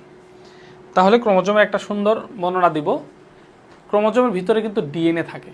ক্রোমোজোমের ভিতরে কি থাকে? ডিএনএ থাকে। তাহলে সংখ্যাটা কেমন হতে পারে? নিউক্লিয়াসের মধ্যে অবস্থিত ডিএনএ বহনকারী তন্তু আকৃতির অঙ্গাণুকে ক্রোমোজোম বলে। এটা হলো ক্রোমোজোমের সুন্দর একটা সংজ্ঞা। ক্রোমোজোম কাকে বলে? নিউক্লিয়াসের মধ্যে অবস্থিত ডিএনএ বহনকারী তন্তু আকৃতির অঙ্গাণুকে ক্রোমোজোম বলে। নিচে ক্রোমোজোমের গঠন বর্ণনা করা হলো। তারপরে হচ্ছে তুমি ক্রোমোজোমের চিত্র আঁকবা। 2টা চিত্রই দাও, এটা বেস্ট হবে। এভাবে ইন্ডিকেট করো, চিত্র ক্রোমোজোম লেখো, তারপর বর্ণনা দাও। ঠিক আছে? তো বর্ণনাটা কেমন হতে পারে? আচ্ছা, আমি একটা কাজ করি, এটা বর্ণনার সুবিধার জন্য এটা আমাকে একটু মুছতেই হচ্ছে, আমি একটু মুছে দেই। তোমরা জাস্ট এটা একটু, আমি এটা একটু মুছে দিলাম, কারণ হচ্ছে এখানে বর্ণনাটা ক্লিয়ার করে না লিখে দিলে, যেহেতু এটা তোমাদের এক্সট্রা তথ্য ছিল, সো এটা আগে একটু তোমরা লিখে রাখতে পারো। এটা একটু লিখে রাখো, তোমরা যখন নোট করবা নোটগুলা নোটের মধ্যে এটা উঠায়। আমি এটা একটু আমার সুবিধার জন্য একটু মুছে ফেললাম। তো এটার বর্ণনাটা কীভাবে লিখবো, কয়েকটা স্টেপে এটার বর্ণনা দিব। একটা স্টেপ হচ্ছে প্রাথমিকভাবে তুমি উপাদান বলবা যে ক্রোমোজোম কি কি দ্বারা তৈরি। উপাদান। 2 নাম্বার তুমি এটার বর্ণনা দিবা, এটার হচ্ছে গঠন, এটার গঠন। 3 নাম্বার আমি তোমাকে এটা কিভাবে তুমি আনসার করো আমি তোমাকে সহজ করে দিচ্ছি, এটাকে আমি তোমাকে সহজ করে দিচ্ছি। তারপরে হচ্ছে তারপরে প্রথমে উপাদান, তারপরে গঠন, হ্যাঁ, তারপরে তুমি বর্ণনা দিবা হচ্ছে 3 নাম্বার হচ্ছে আকার, আকার। 4 নাম্বারে বর্ণনা দিবা হচ্ছে কাজ, কাজ। এই কয়টা স্টেপে তুমি এটার বর্ণনা দিবা। তাহলে প্রথমে তুমি দিছো সংজ্ঞা, যে ক্রোমোজোম কাকে বলে। নিউক্লিয়াসের মধ্যে অবস্থিত ডিএনএ বহনকারী তন্তু আকৃতির অঙ্গাণুকে ক্রোমোজোম বলে। নিচে ক্রোমোজোমের গঠন বর্ণনা করা হলো বা ক্রোমোজোমের বর্ণনা দেওয়া হলো। তারপরে তুমি চিত্র আঁকছো, ইন্ডিকেট করছো। তারপরে তুমি এই যে কয়টা স্টেপে দিবা, এই কয়টা স্টেপে বর্ণনা দিবা যে ক্রোমোজোম কি দ্বারা তৈরি। ক্রোমোজোম হচ্ছে ডিএনএ এবং প্রোটিন দ্বারা তৈরি হয়। ক্রোমোজোম কি দ্বারা তৈরি হয়? ডিএনএ এবং প্রোটিন দ্বারা ক্রোমোজোম তৈরি হয়। তো ক্রোমোজোম সাধারণত জটলা পাকানো থাকে। এই যে এখন গঠন বলতেছি, ক্রোমোজোম সাধারণত জটলা পাকানো থাকে। এই জটলাগুলোকে ক্রোমাটিন জালিকা বা নিউক্লিয়ার রেটিকুলাম বলা হয়। কোষ বিভাজনের সময় এই নিউক্লিয়ার রেটিকুলামগুলো বা ক্রোমোজোমগুলো যখন মোটা এবং খাটো হতে থাকে তখন হচ্ছে ক্রোমোজোমীয় জটলাগুলো খুলে যায় এবং ক্রোমোজোমগুলো যখন লম্বালম্বি 2 ভাগে বিভক্ত হয়ে যায় তখন একটি ক্রোমোজোম 2টি ক্রোমাটিডে পরিণত হয়। ক্রোমোজোমগুলো এই যে একটা জায়গায় সংকুচিত হয়, এখানে পুরা ক্রোমোজোমের বাহুগুলা, এটা তো আমি গোল আকারে দিছি, তো এটা আরও সংকুচিত অংশ, হ্যাঁ, এটা বোঝানোর জন্য বড় করে দিছি, বাট এটা আরও ছোট হয়। এই সংকুচিত অংশটা হচ্ছে, এটাকে বলা হচ্ছে সেন্ট্রোমিয়ার। তো এটা যদি তোমাদের বইয়ের ভাষায় আমরা বলি তাহলে হচ্ছে সংকুচিত অঞ্চল। ক্রোমোজোমের ভিতরে, ক্রোমোজোমের মাঝখানে যে সংকুচিত অঞ্চল থাকে এটাকে কি বলা হয়? এটাকে সেন্ট্রোমিয়ার বলা হয়। তো এই যে কথাগুলো বললাম এগুলা হচ্ছে তোমার গঠন। এবং এই যে সেন্ট্রোমিয়ারটা আমরা জানি কোষ বিভাজনের সময়, যেমন ধরো যে কোনো একটা বিভাজন আমরা পড়তেছি, এই যে কোষ বিভাজনের সময় যখন স্পিন্ডল যন্ত্র গঠিত হয়, এই ক্রোমোজোমগুলা কিন্তু এই স্পিন্ডল যন্ত্রের গায়ে লেগে থাকে এবং ক্রোমোজোমগুলার এই সেন্ট্রোমিয়ারটাই কিন্তু স্পিন্ডল যন্ত্রের গায়ে লেগে থাকে। তো সেন্ট্রোমিয়ারের যে অংশটা, যে জায়গাটা স্পিন্ডল যন্ত্রের সাথে লেগে থাকে ওই জায়গাটাকে বলা হয় হচ্ছে কাইনেটোকোর। তাইলে এটাও কিন্তু গঠনের অংশ। তাহলে কাইনেটোকোর কি? কাইনেটোকোর, তাইলে আমরা একটা নতুন শব্দ পাইলাম, কাইনেটোকোর কি? ক্রোমোজোমের। তো আমরা কোষ বিভাজনের সময় জানি যে যখন স্পিন্ডল যন্ত্র তৈরি হয় তখন ক্রোমোজোমগুলো সেন্ট্রোমিয়ার এই স্পিন্ডল তন্তুর সাথে লেগে থাকে। তো এই সেন্ট্রোমিয়ারের যে অংশটা স্পিন্ডল তন্তুর সাথে লেগে থাকবে ওটা হচ্ছে কি? কাইনেটোকোর। তো এতটুকু পর্যন্ত হচ্ছে গঠন। তাহলে ক্রোমোজোমের যখন বর্ণনা দিব প্রথমে আমরা বলব উপাদান, যে ক্রোমোজোম কি দ্বারা তৈরি হয়। ক্রোমোজোম হচ্ছে ডিএনএ এবং প্রোটিন দ্বারা তৈরি হয় ক্রোমোজোম সাধারণত। এরপর গঠন আমরা বলবো যে ক্রোমোজোম সাধারণত জটলা পাকানো থাকে। এই জটলা পাকানো অবস্থাটাকে ক্রোমাটিন বস্তু বা নিউক্লিয়ার রেটিকুলাম বলা হয়। কোষ বিভাজনের সময় যখন কোষ বিভাজন শুরু হয় তখন এই ক্রোমোজোমগুলো মোটা এবং খাটো হয়, জটলা খুলে যায় এবং লম্বালম্বি 2 ভাগে বিভক্ত হয়ে 2টি ক্রোমাটিডে পরিণত হয় এবং ক্রোমাটিডগুলোর মাঝখানে একটা সংকুচিত অবস্থা থাকে, এটাকে সেন্ট্রোমিয়ার বলা হয়। এবং সেন্ট্রোমিয়ারের যে অংশটা কোষ বিভাজনের সময় এই স্পিন্ডল তন্তুর সাথে লেগে থাকে ওই অংশটাকে কাইনেটোকোর বলা হয়। ব্যাস, এতটুকু পর্যন্ত হচ্ছে গঠন। এরপরে আমরা আকার বলবো। এই আকারটা অধ্যায় 12 থেকে আমরা আনছি। একটা ক্রোমোজোম হচ্ছে কতটুকু দৈর্ঘ্য এবং প্রস্থ হয়? একটা ক্রোমোজোম হচ্ছে 3.5 থেকে 30 মাইক্রন মাইক্রন বা মাইক্রোমিটার দুইটা কিন্তু এক, এটা মনে রাখবা। মাইক্রন মাইক্রন সমান সমান হচ্ছে কি মাইক্রোমিটার, দুটো একই জিনিস। তাহলে 3.5 থেকে 30 মাইক্রন এটা হচ্ছে একটা ক্রোমোজোমের দৈর্ঘ্য, একটা ক্রোমোজোমের এপাশ থেকে এপাশের দৈর্ঘ্য।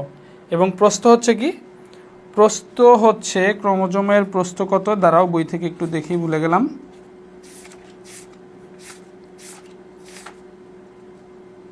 জিরো 0.2 থেকে 2 মাইক্রন, এটা হচ্ছে দৈর্ঘ্য, দৈর্ঘ্য। আর প্রস্থ হচ্ছে 0.2 থেকে 2.0 মাইক্রন, এটা হচ্ছে প্রস্থ। এরপর আমরা আকারটা বলবো, এরপর হচ্ছে আমরা কি করব, ক্রোমোজোমের কাজ বলবো, কাজ। তো ক্রোমোজোমের কাজ কি? ক্রোমোজোমের কাজ হচ্ছে বংশগতীয় বস্তু বহন করা, ডিএনএ বহন করা, এবং ডিএনএ বহন করার মাধ্যমে বংশগতির ভৌত ভিত্তি হিসেবে কাজ করে। মানে একটা জীব দেখতে কেমন হবে, চোখ কেমন হবে, তারপর চুল কেমন হবে, হাত কেমন হবে, গায়ের রং কেমন হবে, চোখের ভিতরের প্রকৃতি কেমন হবে, বা ভিতরের যে আইরিশের রংটা কেমন হবে, বিলাই চোখ আলা সাদা রঙের হবে নাকি ওই যে বাদামি নাকি কালো, ঠিক আছে? তো এই যে একটা জীবের যে বংশগতির ভৌত বৈশিষ্ট্য যেটা, এটা ক্রোমোজোম দ্বারা নিয়ন্ত্রিত হয়। এই জন্য এটাকে বংশগতির ভৌত ভিত্তি বলা হয়, ক্রোমোজোমকে বংশগতির ভৌত ভিত্তি বলা হয়। তো তো এই কথাটা বলে আমরা শেষ করব। তো ক্রোমোজোমের তাহলে বর্ণনাটা কীরকম হবে আমি আবার আর একটু বলি। সেটা হচ্ছে যে প্রথমে আমরা সংজ্ঞা দিব, নিউক্লিয়াসের মধ্যে অবস্থিত ডিএনএ বহনকারী তন্তু আকৃতির অঙ্গাণুকে ক্রোমোজোম বলে। নিচে ক্রোমোজোমের গঠন বর্ণনা করা হলো। তারপর আমরা চিত্র আঁকবো, দুটো চিত্র আঁকবো, ইন্ডিকেট করব, তারপরে বর্ণনা লিখব। যে ক্রোমোজোম হচ্ছে ডিএনএ এবং প্রোটিন দ্বারা তৈরি হয়। ক্রোমোজোমগুলো জটলা পাকানো থাকে, এগুলোকে ক্রোমাটিন জালিকা বা নিউক্লিয়ার রেটিকুলাম বলা হয়। কোষ বিভাজনের সময় ক্রোমোজোমগুলো যখন মোটা এবং খাটো হতে থাকে তখন জটলাগুলো খুলে যায় এবং লম্বালম্বি দুই ভাগে বিভক্ত হয়ে দুটি ক্রোমাটিডে পরিণত হয়। ক্রোমাটিডের যে সংকুচিত অবস্থা এটাকে সেন্টোমিয়ার বলে। সেন্টোমিয়ারের এই কোষ বিভাজন, সেন্টোমিয়ার স্পিন্ডল যন্ত্রের স্পিন্ডল তন্তুর সাথে যে অংশের সেন্টোমিয়ারের যে অংশ স্পিন্ডল তন্তুর সাথে লেগে থাকে তাকে কাইনেটোকোর বলা হয়। একটা ক্রোমোজোম দৈর্ঘ্যে 3.5 থেকে 30 মাইক্রোমিটার বা মাইক্রন এবং প্রস্থে 0.2 থেকে 2.0 মাইক্রোমিটার বা মাইক্রন হয়ে থাকে, ঠিক আছে? এরপর আমরা কাজ বলবো যে ক্রোমোজোম প্রত্যেকটা জীবের চেহারা, আকৃতি, প্রকৃতি, হ্যাঁ, সব কিছু ক্রোমোজোম দ্বারা নিয়ন্ত্রিত হয়। এই জন্য ক্রোমোজোমকে বংশগতির ভৌতভিত্তি বলা হয়। এই যে শেষ করে দিলাম। একটু জাস্ট ইমাজিন করো, যখন আমি এমন একটা আনসার করব যে এত সুন্দরভাবে সংজ্ঞা থাকবে, চিত্র থাকবে, ইন্ডিকেট থাকবে, তারপর যখন আমি বর্ণনা লিখব, জাস্ট অ্যামেজিং, ওয়াও। 3-এর মধ্যে 4, 5, 6 দিয়ে দিবে ইনশাআল্লাহ। 3-এর মধ্যে কিন্তু 4ও পাওয়া যায়, এটা আস্তে আস্তে তোমরা বুঝবা। তো আশা করি এই বিষয়টা কনসেপ্টটা একেবারে ক্লিয়ার হয়েছে। তাহলে আমরা পড়লাম হচ্ছে নিউক্লিয়াস, চিত্র আঁকা শিখলাম, ইন্ডিকেট করা শিখলাম, বর্ণনা দেওয়া শিখলাম। তারপরে হচ্ছে আমরা পড়লাম হচ্ছে ক্রোমোজোম, চিত্র আঁকা শিখলাম, মানে সব কিছুই শিখলাম আলহামদুলিল্লাহ। এখন হচ্ছে যে যেহেতু আমার এটা দরকার নাই, এটা বোঝানোর জন্য বলছি, যারা শুধু ক্লাস স্লাইডের ওপর ডিপেন্ড করে তারা হচ্ছে এটা ক্ষতিগ্রস্ত হবে। সো এটা আমি এই কাজটা অবশ্যই করব। এটা আমি একটু মুছাই দেবো, অবশ্যই মুছাই দেবো। এই অংশটা আমি অবশ্যই মুছে দিলাম।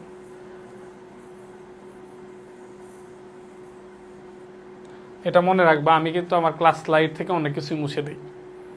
যারা অনেকে আছে ক্লাস করে না, শুধু স্লাইডটা দেখে এগুলো করেছে বাহ, কিন্তু এরা হলো বোকা।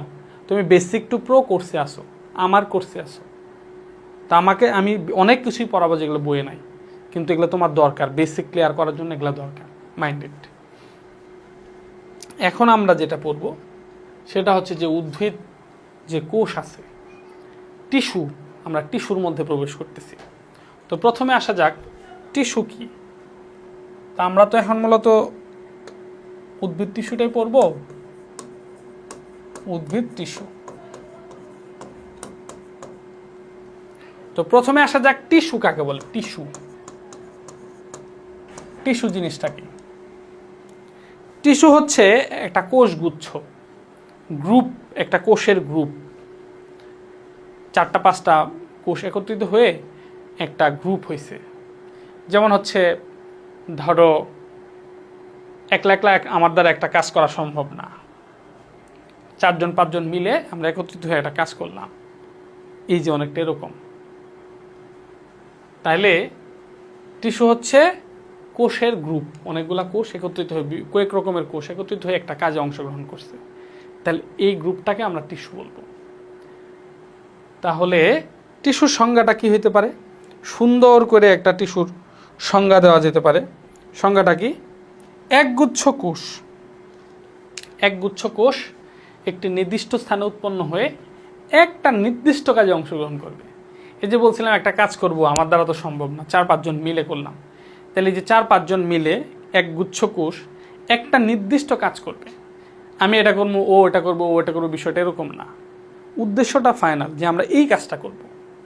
তাহলে টিস্যু কাকে বলে? একগুচ্ছ কোষ, একগুচ্ছ কোষ একটা নির্দিষ্ট স্থানে উৎপন্ন হয়ে, প্রত্যেকের উৎপত্তি স্থল একটা জায়গাতেই হবে, একটি নির্দিষ্ট স্থানে উৎপত্তি হয়ে একটা নির্দিষ্ট কাজ সম্পূর্ণ করলে তাকে টিস্যু বলে। তাহলে 1 নাম্বার পয়েন্ট হচ্ছে একগুচ্ছ কোষ, 2 নাম্বার পয়েন্ট হচ্ছে নির্দিষ্ট স্থানে উৎপন্ন হবে। ঠিক আছে? তাহলে একগুচ্ছ কোষ একটা নির্দিষ্ট স্থানে, নির্দিষ্ট স্থানে উৎপন্ন, নির্দিষ্ট স্থানে উৎপন্ন হয়েছে এবং একটা নির্দিষ্ট কাজে অংশগ্রহণ করবে, নির্দিষ্ট কাজে অংশগ্রহণ করবে। তাইলেই আমরা তাকে টিস্যু বলবো। একগুচ্ছ কোষ একটি নির্দিষ্ট স্থানে উৎপন্ন হয়ে একটি নির্দিষ্ট কাজে অংশগ্রহণ করলে এই কোষ গুচ্ছকে টিস্যু বলা হয়। তো উদ্ভিদের যে টিস্যু আছে, এই উদ্ভিদ টিস্যুগুলাকে 2 ভাগে ভাগ করা হয়েছে। উদ্ভিদ টিস্যুগুলাকে কয় ভাগে ভাগ করা হয়েছে? 2 ভাগে ভাগ করা হয়েছে। সেটা কি কি? একটা হলো ভাজক টিস্যু আর একটা হচ্ছে স্থায়ী টিস্যু। তাহলে উদ্ভিদ টিস্যুকে কয় ভাগে ভাগ করা হলো? উদ্ভিদ টিস্যু, উদ্ভিদ টিস্যুকে 2 ভাগে ভাগ করা হলো। একটা হচ্ছে ভাজক টিস্যু, ভাজক টিস্যু, আর একটা হচ্ছে স্থায়ী টিস্যু, স্থায়ী টিস্যু। ভাজক টিস্যু কি? যে টিস্যুর কোষগুলা বিভাজিত হয়, 1টা থেকে 2টা হয়, 2টা থেকে 4টা হয়, 4টা থেকে 8টা এভাবে বিভাজিত হয়। তো বিভাজন ক্ষমতা সম্পন্ন যে টিস্যুর কোষগুলো বিভাজন ক্ষমতা সম্পন্ন, যে টিস্যুর কোষগুলো বিভাজিত হয়, এই টিস্যুগুলাকে বলা হয় ভাজক টিস্যু। আর যে টিস্যুর কোষগুলা আর বিভাজিত হয় না, আর কোনোদিন কি হবে না, বিভাজিত হবে না, এগুলা হচ্ছে স্থায়ী টিস্যু। যেমন মানুষের রিপ্রোডাকশন সিস্টেম যেরকম, যেমন একটা মেয়ে মানুষ সন্তান উৎপাদন করে, গর্ভবতী হয়, কিন্তু তাদের মেয়ে মানুষের বয়সের একটা সীমাবদ্ধতা আছে, একটা নির্দিষ্ট বয়স পর্যন্ত, এর পরবর্তীতে আর তাদের সন্তান হয় না। এটা তার মানে এরকম একটা কোষ যে আছে সে বিভাজিত হচ্ছে 1টা থেকে 2টা, 2টা থেকে 4টা, 4টা থেকে 8টা, বাট সে একটা স্টেপে যাবে, এমন একটা পর্যায়ে সে চলে যাবে, তখন সে আর কি হবে না, বিভাজিত হবে না। তার মানে যে ভাজক টিস্যুটা স্থায়ী টিস্যুতে রূপান্তরিত হয়ে গেল। যতদিন পর্যন্ত সে বিভাজিত হচ্ছে ততদিন পর্যন্ত ভাজক টিস্যু, একটা সময় সে যে রূপান্তরিত হয়ে আর বিভাজিত হবে না, একটা স্টেজে চলে আসবে, একটা স্টেপে চলে আসবে যে আর বিভাজিত হবে না, তখন সে স্থায়ী টিস্যু রূপান্তরিত হয়ে গেল। তার মানে ভাজক টিস্যু আস্তে আস্তে স্থায়ী টিস্যুতে কি হয়ে যায়, রূপান্তরিত হয়ে যায়। যেমন একটা মানুষ উর্বর, সে সন্তান জন্মদানে সক্ষম, কিন্তু একটা সময় একটা বয়স পরে গিয়ে সে যায় অনুর্বর হয়ে যাচ্ছে, স্থায়ী টিস্যুতে রূপান্তরিত হচ্ছে। বিষয়টা হচ্ছে এরকম। তাহলে এই ভাজক টিস্যুগুলা কীরকম হয় আমরা একটু চিত্রের মাধ্যমে যদি দেখি, সিম্পলভাবে একটু তোমাদের দেখাই। এই যে ভাজক টিস্যুগুলা এরকম, ভাজক টিস্যুর কোষগুলা,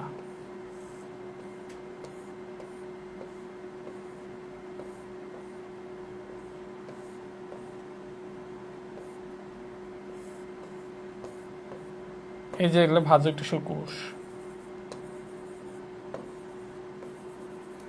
ভাজক টিস্যুর কোষগুলো একেবারে সক্রিয়, মানে এগুলো নিউক্লিয়াস, এগুলো হচ্ছে নিউক্লিয়াস।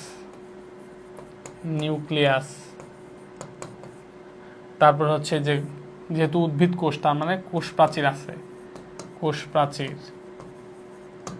তারপরে এই যেগুলা চারপাশ দিয়ে সাইটোপ্লাজম থাকে, এবং সাইটোপ্লাজমে অঙ্গাণু সব কিছুই থাকে, এগুলো সাইটোপ্লাজম সব কিছুই থাকে। তো ভাজক টিস্যুগুলো সাধারণত এরকম হয়, মানে পূর্ণাঙ্গ একটা উদ্ভিদ কোষ যেমন ওরকম স্বাভাবিক সতেজ, হ্যাঁ, বারবার বিভাজিত হচ্ছে, এদের নিউক্লিয়াস আছে, এদের সাইটোপ্লাজম আছে, কোষ প্রাচীর আছে, স্বাভাবিক। তো ভাজক টিস্যু কোনগুলো আসলে একটা উদ্ভিদের কোন কোন জায়গায় ভাজক টিস্যু থাকে? যেহেতু তারা বিভাজিত হচ্ছে, তার মানে উদ্ভিদের যে অংশটা বর্ধিত হয়, যেমন কাণ্ডের অগ্রভাগ, মূলের অগ্রভাগ, এগুলোর মধ্যে ভাজক টিস্যু থাকে। তাহলে ভাজক টিস্যু কোথায় থাকে? কাণ্ড এবং মূলের অগ্রভাগে। ভাজক টিস্যু কোথায় থাকে? কাণ্ড ও মূলের অগ্রভাগে থাকে। এই মোটামুটি গেল ভাজক টিস্যু। যদিও ভাজক টিস্যুর বর্ণনা আমাদের বইয়ে নেই, ইন্টারমিডিয়েট উঠলে দেন বিস্তারিত আলোচনা আছে। এরপর আসলে স্থায়ী টিস্যু। এই স্থায়ী টিস্যুকে কয় ভাগে ভাগ করা হয়েছে? স্থায়ী টিস্যুকে হলো 3 ভাগে ভাগ করা যায়। একটা হচ্ছে সরল টিস্যু, একটা হচ্ছে জটিল টিস্যু, আরেকটা হচ্ছে ক্ষরণকারী টিস্যু বা হচ্ছে নিঃস্রাবী টিস্যু।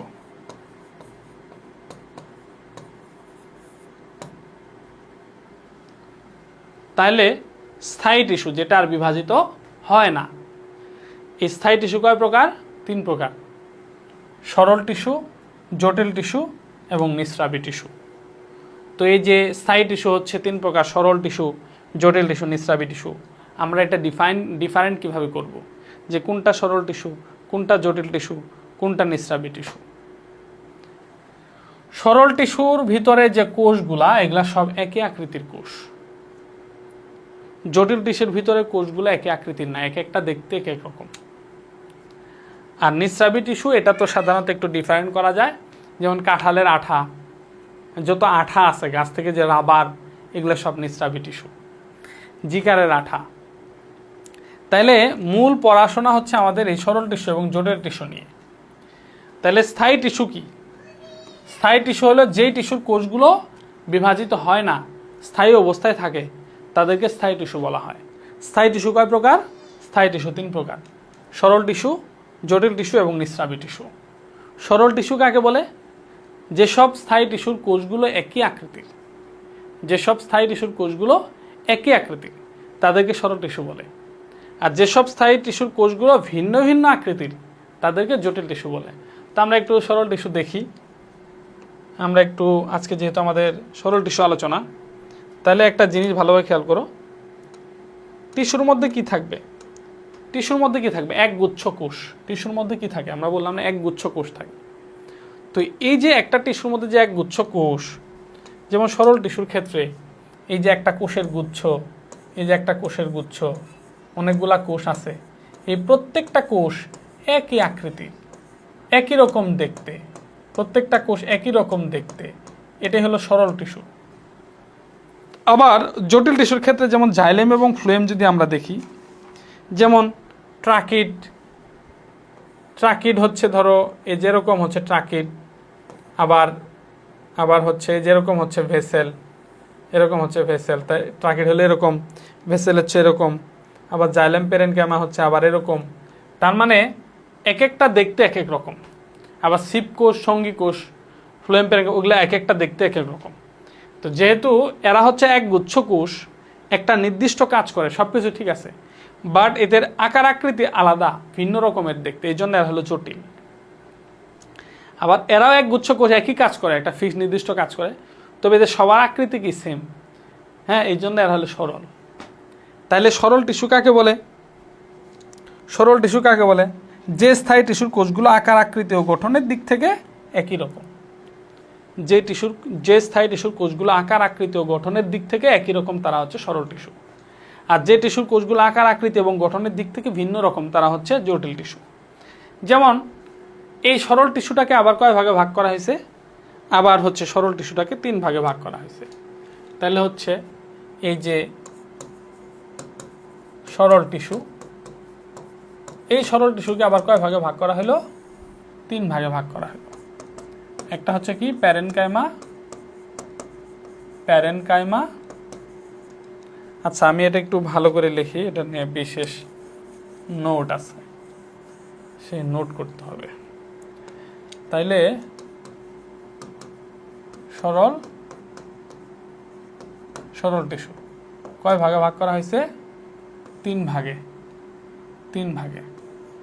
একটা হচ্ছে কি প্যারেনকাইমা,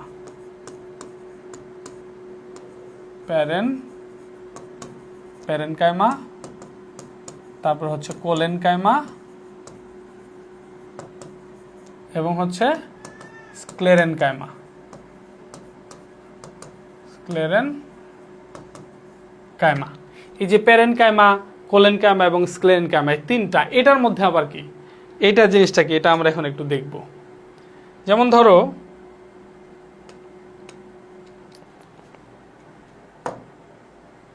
এই যে জাস্ট এই চিত্রটা ভালোভাবে খেয়াল করো,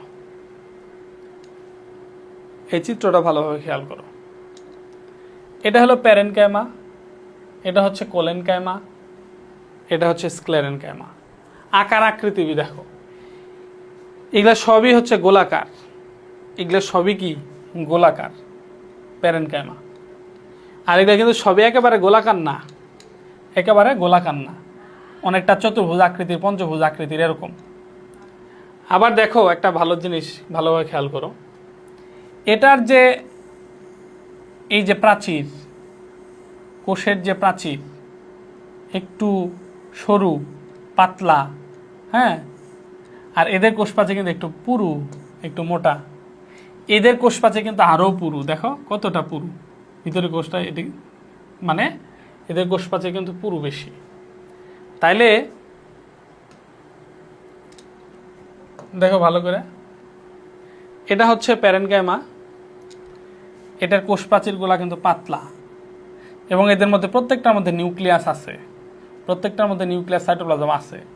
আর এটার কোষপ্রাচীর আরও পুরু, এটার কোষপ্রাচীর আরও পুরু। এটার মধ্যে নিউক্লিয়াস আছে বাট এটার কারোর মধ্যে কিন্তু নিউক্লিয়াস নাই। তাহলে তুমি ডিফারেন্ট কিভাবে করবা যে কোনটা প্যারেনকাইমা, কোনটা স্ক্লেরেনকাইমা আর হচ্ছে কোনটা কোলেনকাইমা, এটা তুমি ডিফারেন্ট কিভাবে করবা? এটা এই দুটার মধ্যে নিউক্লিয়াস আছে, প্যারেনকাইমা এবং কোলেনকাইমার মধ্যে নিউক্লিয়াস আছে। স্ক্লেরেনকাইমা যেটার মধ্যে নিউক্লিয়াস নাই এটা হলো sclerenchyma, 1 number point. 2 number point, সবগুলো হচ্ছে গোলাকার, প্যারেনকাইমা হচ্ছে গোলাকার আর এটার মধ্যে নিউক্লিয়াস আছে, এটার মধ্যে নিউক্লিয়াস আছে। এখন এই দুটার মধ্যে ডিফারেন্ট কিভাবে করব? 1 নাম্বার পয়েন্ট হচ্ছে এটার মধ্যে, এটা হচ্ছে গোলাকার আর এগুলো হচ্ছে গোলাকার, এক্স্যাক্টলি গোলাকার না, এটার মধ্যে ভিন্ন ভিন্ন আকৃতির হয়। এটা একবারে গোলাকার হবে না, আর এটা হচ্ছে প্যারেনকাইমা সবসময় গোলাকার। তাহলে আমাকে উদ্দীপক দেখে প্রথমে প্যারেনকাইমা, কোলেনকাইমা এবং স্ক্লেরেনকাইমা 3টাকে ডিফারেন্ট করা শিখতে হবে, পার্থক্য করা শেখা লাগবে। তাহলে আমার প্যারেনকাইমা আসছে আমি কোলেনকাইমা লিখছি, হবে না তো? কোলেনকাইমা আসছে আমি স্ক্লেরেনকাইমা লিখছি, হবে না তো? তাহলে হচ্ছে আমাকে ডিফারেন্ট করা শিখতে হবে যে এটার মধ্যে নিউক্লিয়াস নাই ভিতরে, এটা দেখে বুঝবো যে ভিতরে নিউক্লিয়াস নেই, তবে এটা স্ক্লেরেনকাইমা। এদের মধ্যে নিউক্লিয়াস আছে, এখন এটার মধ্যে ডিফারেন্ট কি, এটা এগুলো সবগুলো গোলাকার আর এরা সবগুলা কি না, গোলাকার না। তো তোমাদের বইয়ে যে চিত্রটা আছে ওইটার মধ্যে একটু ভুল আছে, মানে একটু মানে চিত্রটা দেখে সরাসরি বোঝা যায় না। কি বোঝা যায় না, আমি বইয়ের চিত্রটা আমি তোমাদের একটু দেখাই। তো বইয়ের চিত্রটা দেখাইতে গেলে, আচ্ছা বইয়ের চিত্র এটা আমি দেখাবো হচ্ছে ওই, এখন বইয়ের চিত্র গেলে এটা ঝামেলা হবে, স্লাইড নষ্ট হয়ে যাবে। তো বই যখন দাগায় দিব তখন বলবো, জাস্ট এখন একটু বলে রাখি, সেটা হলো এই যে কোষপ্রাচীরগুলো কিন্তু পাতলা। তো তোমাদের বইয়ের চিত্র মধ্যে যে এটার যে কোষপ্রাচীর দিছে ওইটা আরো পাতলা, মানে এটা একবার পাতলা করে মনে হইতেছে যে এটারই কোষপ্রাচীর মোটা আর এটারই পাতলা, ওরকম মনে হয় চিত্র মধ্যে। আসলে বিষয়টা এরকম হবে না, এটা কোষপ্রাচীর যতটা চিকন তার চেয়ে এটার কোষপ্রাচীর অবশ্যই মোটা হবে। যেখানে এটার মধ্যে কিন্তু বোঝা যাচ্ছে এই যে এটা কোষপ্রাচীর আর এটার কোষপ্রাচীরগুলো কিন্তু মোটা, এটার কোষপ্রাচীর কিন্তু এই যে আরো মোটা, আরো পুরু, আর একটা জিনিস দেখো, এই কোষগুলা যতটুকু লম্বা, প্যারেনকাইমা যতটুকু লম্বা, প্যারেনকাইমার চেয়ে কোলেনকাইমা আরও লম্বা। প্যারেনকাইমা সাধারণত লম্বা না কোষগুলা, কোলেনকাইমা লম্বা এবং স্ক্লেরেনকাইমা আরও লম্বা, অত্যধিক লম্বা। এই তিনটার মধ্যে যদি আমরা কম্পেয়ার করি তাহলে সবচেয়ে ছোট হচ্ছে প্যারেনকাইমা, তার চেয়ে লম্বা হচ্ছে কোলেনকাইমা, তার চেয়ে লম্বা হচ্ছে স্ক্লেরেনকাইমা। ঠিক আছে, ওকে। তাইলে হচ্ছে আমরা এখন মোটামুটি হচ্ছে যে পরীক্ষার মধ্যে কিভাবে আনসার করব, আমরা একটু চিত্র প্র্যাকটিস করি। পরীক্ষার মধ্যে ধরো প্যারেনকাইমা আসুক, কোলেনকাইমা আসুক, স্ক্লেরেনকাইমা আসুক, আমরা যদি একটু চিত্র দেই ভালো হবে। কতটা ইজিলি চিত্র আঁকা যায় একটু আমরা দেখি। প্যারেনকাইমার চিত্র, যদিও এটার চিত্র দেওয়া আবশ্যক না, বাট দিলে ভালো, তো সমস্যা কি। প্যারেনকাইমার চিত্র দেখো, এই যে তিনটা দিলাম,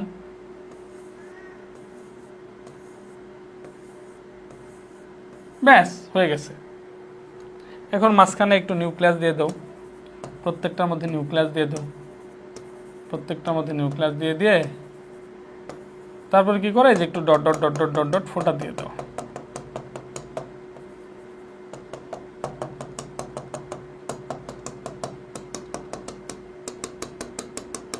ব্যাস হয়ে গেছে। এই যে প্যারেনকাইমার চিত্র হয়ে গেছে। বর্ণনা পরে আসো, আমরা একটু চিত্র দেখি, একটু শিখি, বোঝার চেষ্টা করি। তাহলে ইন্ডিকেট করব কি? ইন্ডিকেট সিম্পল জিনিস, কোষ প্রাচীর, কোষ প্রাচীর,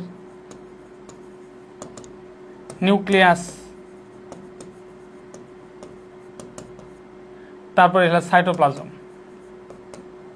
সাইটোপ্লাজম। ব্যাস হয়ে গেল। এই যে চিত্র দিয়ে দিলাম প্যারেনকাইমা, প্যারেনকাইমা টিস্যু। আর এর ভিতর আরেকটা দিবে যে অন্তঃকোষীয় ফাঁক, অন্তঃকোষীয় ফাঁকা স্থান, ফাঁকা স্থান। এই তো, এই যে প্যারেনকাইমা টিস্যু হয়ে গেল। সিম্পল জিনিস, মানে আমারই কোনো কিছু নাই। ধরো কোলেনকাইমার বর্ণনা আসছে, তাহলে আমি কোলেনকাইমার চিত্র দিয়ে দিব, কোলেনকাইমার চিত্র দিব। চিত্রটা একটু ওই পাশে দিলে ভালো হইতো, মাঝখানে পড়ে গেছে, যাই হোক থাক, সমস্যা নাই। তাহলে কোলেনকাইমার চিত্র দিব। কোলেনকাইমার চিত্রের ক্ষেত্রে আমরা কি করব, একটু মানে একেবারে গোলাকার না দিয়ে একটু ডিফারেন্ট করব। একবারে গোলাকার না দিয়ে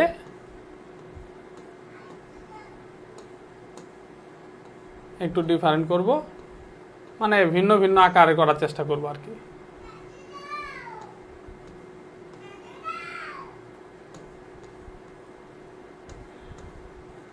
ভিন্ন ভিন্ন আকারে করলাম। দেন এখানে হচ্ছে নিউক্লিয়াস দিয়ে দিলাম, নিউক্লিয়াস দিয়ে দিলাম, তারপরে সাইটোপ্লাজম দিয়ে দিলাম, সাইটোপ্লাজম দিয়ে দিলাম। ওই ইন্ডিকেটও কিন্তু সেম। তো এখানে একটু ভালো করে খেয়াল করবা যে স্ক্লেরেনকাইমার যে প্রাচীরগুলো, এগুলো কিন্তু একটু পুরু হবে। জাস্ট এটা তুমি যখন করবে, স্কেলে যখন পেন্সিলে যখন করবা, এগুলো একটু ডাবল করে দিলা, এগুলো একটু ডাবল করে দিলা। আর ইন্ডিকেটের সময় ওই সেম জিনিস ইন্ডিকেট হবে, যে কোষ প্রাচীর, সাইটোপ্লাজম, নিউক্লিয়াস হয়ে গেল। এই যে কোষ প্রাচীর, এই যে নিউক্লিয়াস, এই যে সাইটোপ্লাজম। আর অন্তঃকোষীয় ফাঁকা স্থান এটা দেওয়ার দরকার নেই, কারণ এটার মধ্যে অন্তঃকোষীয় ফাঁকা স্থান থাকতেও পারে, আবার নাও থাকতে পারে। এটা গেল, এটা হচ্ছে প্যারেনকাইমা, এটা হচ্ছে কোলেনকাইমা। আর যদি আমরা স্ক্লেরেনকাইমা দেখি, স্ক্লেরেনকাইমার চিত্র কিভাবে আঁকবো? স্ক্লেরেনকাইমার চিত্র হচ্ছে এক একটা এক এক ইয়া হবে, একটু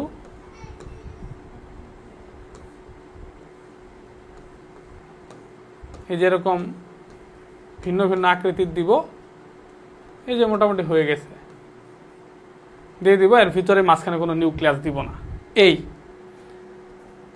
যে তাইলে হচ্ছে যে এই যে আমরা কিন্তু এই চিত্র যে আঁকলাম, এটার মাধ্যমে কিন্তু আমরা প্যারেনকাইমা, কোলেনকাইমা, স্ক্লেরেনকাইমা এটাকে ডিফারেন্ট করতে পারতেছি। এগুলো সব একই আকৃতির গোলাকার, সবগুলোর ভিতরে নিউক্লিয়াস আছে এবং সাইটোপ্লাজম আছে, অন্তঃকোষীয় ফাঁকা স্থান আছে, এবং এটার প্রাচীরগুলো একটু পাতলা। আর এখানে এদের প্রাচীরগুলো হচ্ছে একটু পুরু, এদের প্রাচীরগুলো হলো পুরু, এদের মধ্যে অন্তঃকোষীয় ফাঁকা স্থান থাকতেও পারে, আবার নাও থাকতে পারে। এদের মধ্যে সাইটোপ্লাজম নিউক্লিয়াস আছে, তো এদের মধ্যে কোনো নিউক্লিয়াস সাইটোপ্লাজম এগুলো নাই। হ্যাঁ, এই হচ্ছে মোটামুটি। তো এখন হচ্ছে আমরা কি করব, প্যারেনকাইমা, কোলেনকাইমা এবং স্ক্লেরেনকাইমা এটার বর্ণনা শিখব। তার আগে আমরা একটু দেখি যে প্যারেনকাইমা, স্ক্লেরেনকাইমা এবং এই সরল টিস্যুগুলো আসলে কোথায় থাকে। সরল টিস্যুগুলো কোথায় থাকে, আমরা যদি একটা সাধারণত যদি আমরা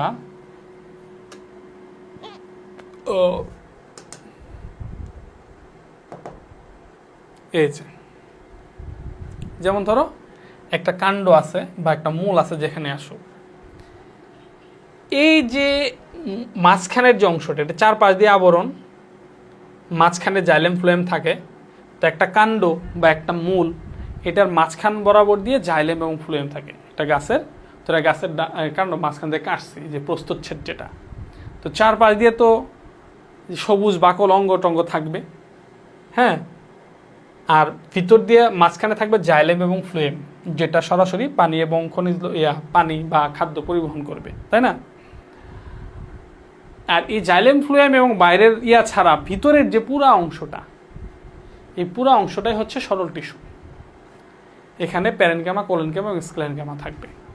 এগুলাই হলো সরল টিস্যু। এই যে অংশটা, এই সরল টিস্যু ইন্টারমিডিয়েট উঠলে দেখবে এটাকে গ্রাউন্ড টিস্যু বলা হয় বা ভিত্তি টিস্যু। একটা উদ্ভিদের সব অংশের মধ্যে, সব জায়গায় ছড়ায় ছিটা এই সরল টিস্যু অবস্থান করে। ঠিক আছে, ওকে। এখন হচ্ছে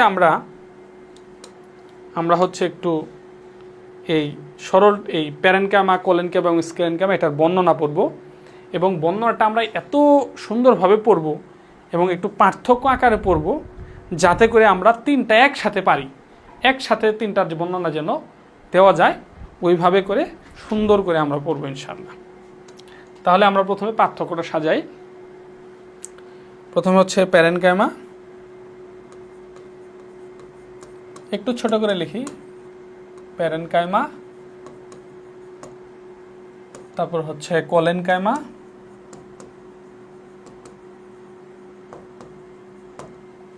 তারপর হচ্ছে স্ক্লেরেনকাইমা।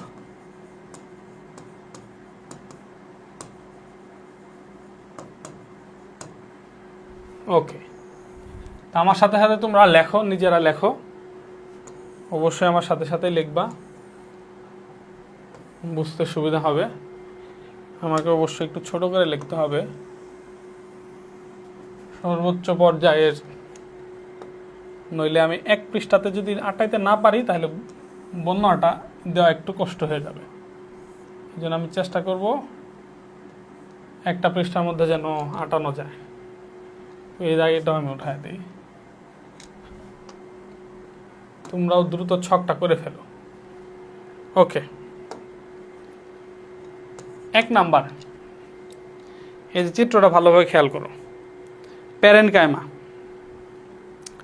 তো প্যারেনকাইমার প্রোটোপ্লাজম, দেখো এই কোষগুলো জীবিত কোষ, সবসময় এগুলা জীবিত, প্রোটোপ্লাজম পূর্ণ থাকে, ভিতরে নিউক্লিয়াস থাকে। ঠিক আছে, কোলেনকাইমা, এরাও হচ্ছে কি প্রোটোপ্লাজম পূর্ণ থাকে এবং জীবিত, তবে এরা হচ্ছে প্রোটোপ্লাজম থাকে না, এগুলা মৃত, প্রোটোপ্লাজমহীন, মৃত। তাহলে প্রোটোপ্লাজম বলতে ওই যে কোষের ভিতরে যে সজীব অংশ, মূল জীবিত জীবন যদি থাকে তাহলে প্রোটোপ্লাজম পূর্ণ থাকে, সম্পূর্ণ থাকে, সবকিছু থাকে, সাইটোপ্লাজম দ্বারা পূর্ণ থাকে। তাইলে কোষগুলো হচ্ছে প্রোটোপ্লাজম পূর্ণ থাকে এবং জীবিত। কার? প্যারেনকাইমার কোষগুলো প্রোটোপ্লাজম পূর্ণ জীবিত, কোলেনকাইমা হচ্ছে প্রোটোপ্লাজম পূর্ণ জীবিত, আর স্ক্লেরেনকাইমা হচ্ছে প্রোটোপ্লাজম বিহীন, মানে পরিণত প্রোটোপ্লাজম থাকে না এবং এরা মৃত। প্রাথমিকভাবে থাকে, বাট যখন এটা আস্তে আস্তে বড় হয়ে যায় তখন আর থাকে না। তাইলে আমরা যে পার্থক্য লিখব, এরা হচ্ছে প্রোটোপ্লাজম পূর্ণ ও জীবিত। এদের ক্ষেত্রেও সেম, এরা প্রোটোপ্লাজম পূর্ণ এবং জীবিত, আর এরা প্রাথমিকভাবে প্রোটোপ্লাজম থাকলেও পরবর্তীতে পরিণত অবস্থায় প্রোটোপ্লাজমহীন এবং মৃত হয়ে যায়। তাহলে পরিণত অবস্থায় প্রোটোপ্লাজম থাকে না। পরিণত অবস্থায় প্রোটোপ্লাজম থাকে না এবং হচ্ছে কি মৃত। এটা হলো 1 নাম্বার। তাহলে পাইলাম হচ্ছে প্যারেনকাইমা হচ্ছে প্রোটোপ্লাজম পূর্ণ এবং জীবিত, কোলেনকাইমা প্রোটোপ্লাজম পূর্ণ জীবিত এবং স্ক্লেরেনকাইমা হচ্ছে প্রোটোপ্লাজমহীন এবং হচ্ছে কি পরিণত অবস্থায় প্রোটোপ্লাজম থাকে না এবং মৃত। তার মানে এই যে পার্থক্য করে ফেলছি আমরা, এমনভাবে এটা সাজাবো যাতে করে প্যারেনকাইমার বর্ণনা আসলে আমরা টোটাল প্যারেনকাইমার বর্ণনা এই পাশেরটা লিখলে প্যারেনকাইমা বর্ণনা হয়ে যাবে, কোলেনকাইমার বর্ণনা আসলে এই পাশেরটা লিখলে কোলেনকাইমার বর্ণনা হয়ে যাবে, স্ক্লেরেনকাইমার বর্ণনা আসলে এই পাশেরটা লিখলে এটা হয়ে যাবে। আবার যদি পার্থক্য করতে বলে আমরা পার্থক্যও করতে পারবো ইনশাআল্লাহ। এরপর 2 নম্বর বৈশিষ্ট্য দেখো, কোষ প্রাচীর। আমরা প্রথমে বলছিলাম এদের কোষ প্রাচীর হলো পাতলা, এদের কোষ প্রাচীর পাতলা, এদের কোষ প্রাচীর হচ্ছে একটু পুরু, এদের কোষ প্রাচীর আরো পুরু, এদের কোষ প্রাচীর আরো পুরু হয়।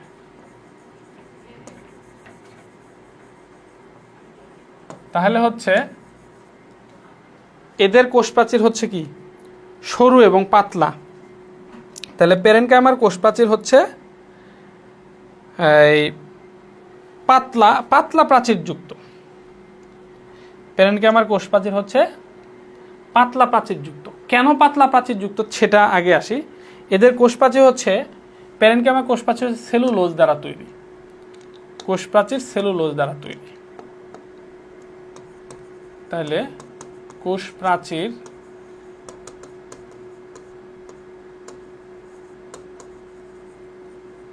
সেলুলোজ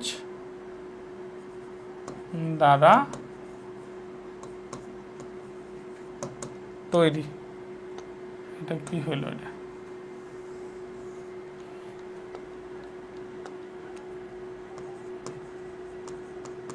কোষ প্রাচীর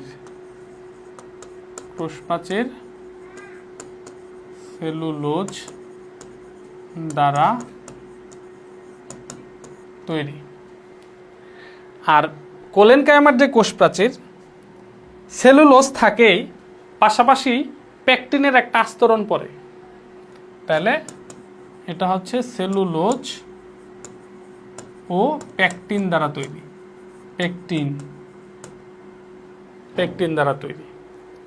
আর যে স্ক্লেরেনকাইমা আছে, স্ক্লেরেনকাইমার কোষ প্রাচীর হচ্ছে লিগনিন দিয়ে তৈরি, লিগনিন দিয়ে তৈরি। তাহলে দেখো একটু ভালো করে খেয়াল করো, এই যে প্যারেনকাইমার কোষ প্রাচীর শুধু সেলুলোজ দ্বারা তৈরি হয়, আর কোলেনকাইমার সেলুলোজের পাশাপাশি একটা পেকটিনের আস্তরণ পড়ে। তাহলে সেলুলোজের উপরে দিয়ে একটা পেকটিনের আস্তরণ পড়লে সেটা একটু মোটা হয়ে যাবে, একটু পুরু হয়ে যাবে। এই জন্য এদের প্রাচীর হলো পাতলা আর এদের প্রাচীর হলো পুরু। আর এরা লিগনিন দ্বারা তৈরি, এটা আরো পুরু, এটা আরো অধিক পুরু। তাহলে হচ্ছে এটাকে আমরা বলতে পারি যে প্যারেনকাইমার কোষ প্রাচীর হচ্ছে কি পাতলা, আর কোলেনকাইমার কোষ প্রাচীর হচ্ছে পুরু, এবং স্ক্লেরেনকাইমার কোষ প্রাচীর হচ্ছে অধিক পুরু। তো এখানে একটা বিষয় ভালোভাবে খেয়াল করো, এই যে প্যারেনকাইমার যে কোষগুলো আছে, এই কোষগুলা কিন্তু সবগুলা কোষ কিন্তু একই আকৃতি, যেহেতু গোলাকার।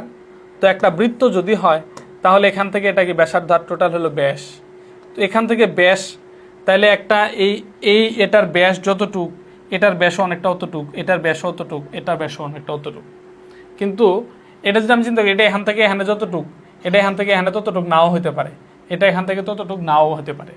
তার মানে প্যারেনকাইমার কোষগুলা সমবেশীয়, কোষগুলা হচ্ছে কি সমবেশীয়, মানে এটার দ্বারা বোঝালো একই আকৃতির, মানে সবই একই আকৃতির, বাট এই কোষগুলা জাস্ট সমবেশীয়, যেহেতু গোলাকার এটাও সমবেশীয় হয়। এখান থেকে এখানকার ডিস্টেন্স, এখান থেকে ডিস্টেন্স, এখান থেকে এখানকার ডিস্টেন্স সেম, এখানকার ডিস্টেন্স, এখান থেকে ডিস্টেন্স সেম, বাট এটা এখান থেকে এখানে যতটুকু, এখান থেকে অতটুক নাও হতে পারে, আবার এখান থেকে অতটুক নাও হতে পারে। তার মানে এই কোষগুলো হচ্ছে সমবেশীয় এবং পাতলা প্রাচীর, আর এরা হচ্ছে সমবেশীয় না, পুরু প্রাচীর। এরাও সমবেশীয় না এবং অধিক পুরু প্রাচীর। তো এটা হচ্ছে মূল পয়েন্ট। তাহলে এরা হচ্ছে, এদের কোষগুলো হচ্ছে কি, কোষ সমবেশীয় এবং প্রাচীর কি, প্রাচীর হলো পাতলা, এখন কথা হলো প্রাচীর কেন পাতলা? কারণ প্রাচীর শুধু সেলুলোজ দ্বারা তৈরি। এদের প্রাচীর কেন পুরু? কারণ সেলুলোজের উপরে আরও পেকটিনের আবরণ পড়ে। আর এদের কোষগুলা কি সমবেশীয় নয়, সমবেশীয় নয় এবং পুরু প্রাচীর, পুরু প্রাচীর যুক্ত। আচ্ছা, এরপরে এদের ক্ষেত্রে কি, এরাও সমবেশীয় নয় এবং পুরু প্রাচীর যুক্ত, অধিক পুরু প্রাচীর যুক্ত। আচ্ছা, এরাও কি সমবেশীয় নয় এবং এদের প্রাচীর কি অধিক পুরু। এই যে তিনটা বৈশিষ্ট্য, তিনটা পার্থক্য আমরা লিখে ফেলছি। এখন আমরা 4 নাম্বার বৈশিষ্ট্য এবং পার্থক্য লিখব। তাহলে দেখো এখানে ভালো করে, এরা যেহেতু গোলাকার, এই জন্য এই যে কোষগুলার মাঝে মাঝে ফাঁকা স্থান থাকে, এটাকে বলা হয় আন্তঃকোষীয় ফাঁক বা আন্তঃকোষীয় ফাঁকা স্থান। তাহলে প্যারেনকাইমার মধ্যে আন্তঃকোষীয় ফাঁকা স্থান থাকে। কোলেনকাইমার মধ্যে এরা যেহেতু পুরাপুরি গোলাকার না, আবার ওই স্কেলেনকাইমার মতো না, তো এদের মধ্যে আন্তঃকোষীয় ফাঁকা স্থান থাকতেও পারে, নাও থাকতে পারে। যদিও এখন বইয়ের মধ্যে যে চিত্রটা দিছে, এই চিত্রের মধ্যে আসলে আন্তঃকোষীয় ফাঁকা স্থান এটা বোঝা যাচ্ছে না, বাট এটা যদি আমরা 3D অ্যানিমেশন চিন্তা করি তখন ওইটা আন্তঃকোষীয় ফাঁকা স্থানটা বোঝা যাবে। তো থাকতেও পারে, নাও থাকতে পারে। আর এদের মধ্যে আন্তঃকোষীয় ফাঁকা স্থান থাকে না। তাইলে আন্তঃকোষীয় ফাঁকা স্থান, প্যারেনকাইমার মধ্যে আন্তঃকোষীয় ফাঁকা স্থান থাকে, কোলেনকাইমার মধ্যে আন্তঃকোষীয় ফাঁকা স্থান থাকতেও পারে, নাও থাকতে পারে, আর স্কেলেনকাইমার মধ্যে থাকে না। তাহলে হচ্ছে এখানে আমরা লিখব যে আন্তঃকোষীয় ফাঁকা স্থান, আন্তঃকোষীয়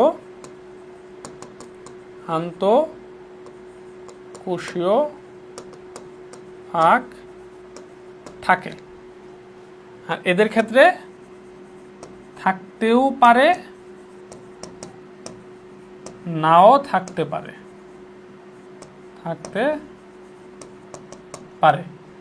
আর এদের মধ্যে হচ্ছে আন্তঃকোষীয় ফাঁক থাকে না।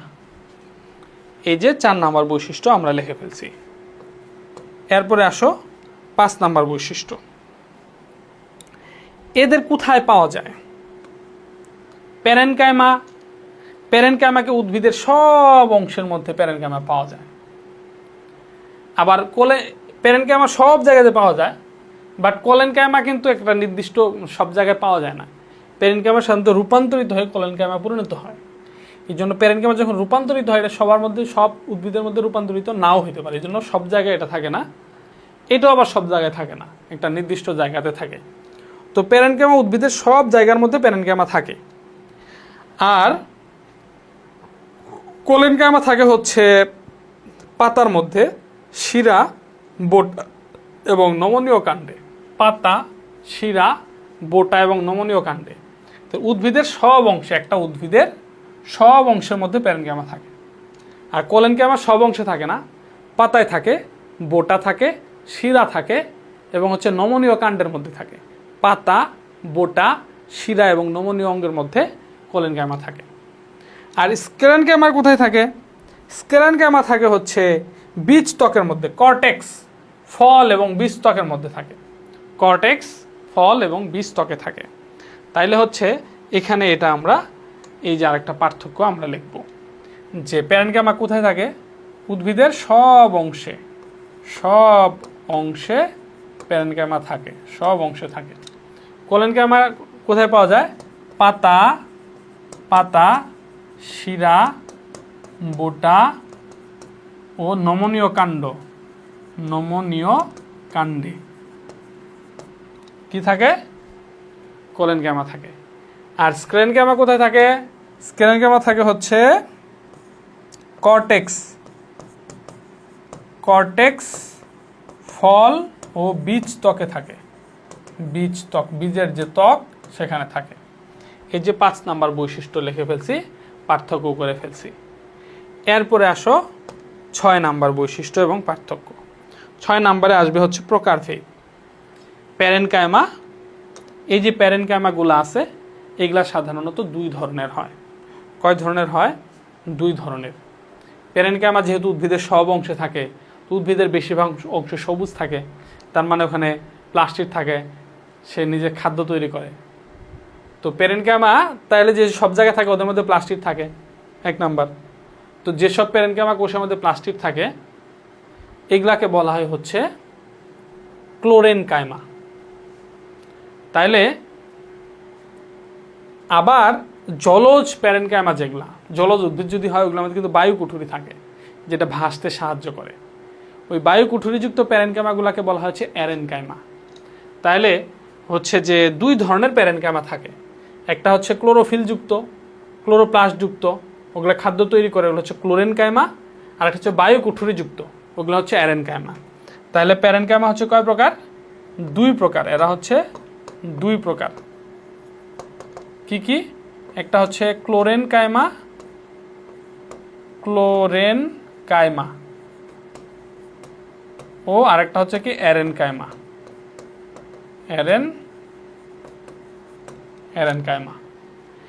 এটা কিন্তু দেখো, এটা কিন্তু ক্লোরোফিল যদি থাকে তাহলে ক্লোরেনকাইমা, আর এটা কিন্তু কোলেনকাইমা। দুটোর মধ্যে কিন্তু দুটো কিন্তু এক না, এটা হচ্ছে কোলেনকাইমা আর এটা হচ্ছে ক্লোরেনকাইমা, এটা একটু বুঝতে হবে। আর হচ্ছে কোলেনকাইমা যেটা, তো কোলেনকাইমা কোনো প্রকারভেদ নাই। এই কোলেনকাইমাটা হচ্ছে বিশেষ ধরনের প্যারেনকাইমা, এটার কোনো প্রকারভেদ নাই। এই প্যারেনকাইমায় রূপান্তরিত হয়ে কোলেনকাইমা হয়। তার মানে এটা হচ্ছে কি বিশেষ ধরনের প্যারেনকাইমা,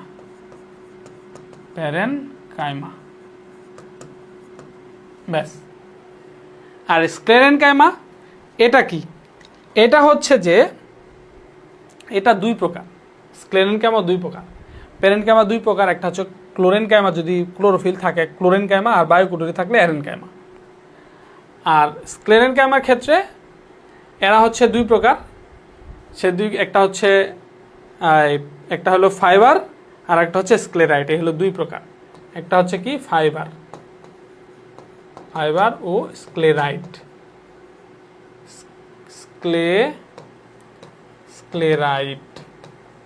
এই হচ্ছে 2 প্রকার। তাহলে প্যারেনকাইমা পেলাম 2 প্রকার। যদি ক্লোরোফিল থাকে তাহলে ক্লোরেনকাইমা, আর বায়ুকুঠুরি থাকলে অ্যারেনকাইমা। আর কোলেনকাইমা হচ্ছে একটা বিশেষ ধরনের প্যারেনকাইমা। আর স্ক্লেরেনকাইমা হলো 2 প্রকার, একটা হচ্ছে ফাইবার আর একটা হচ্ছে স্ক্লেরাইট।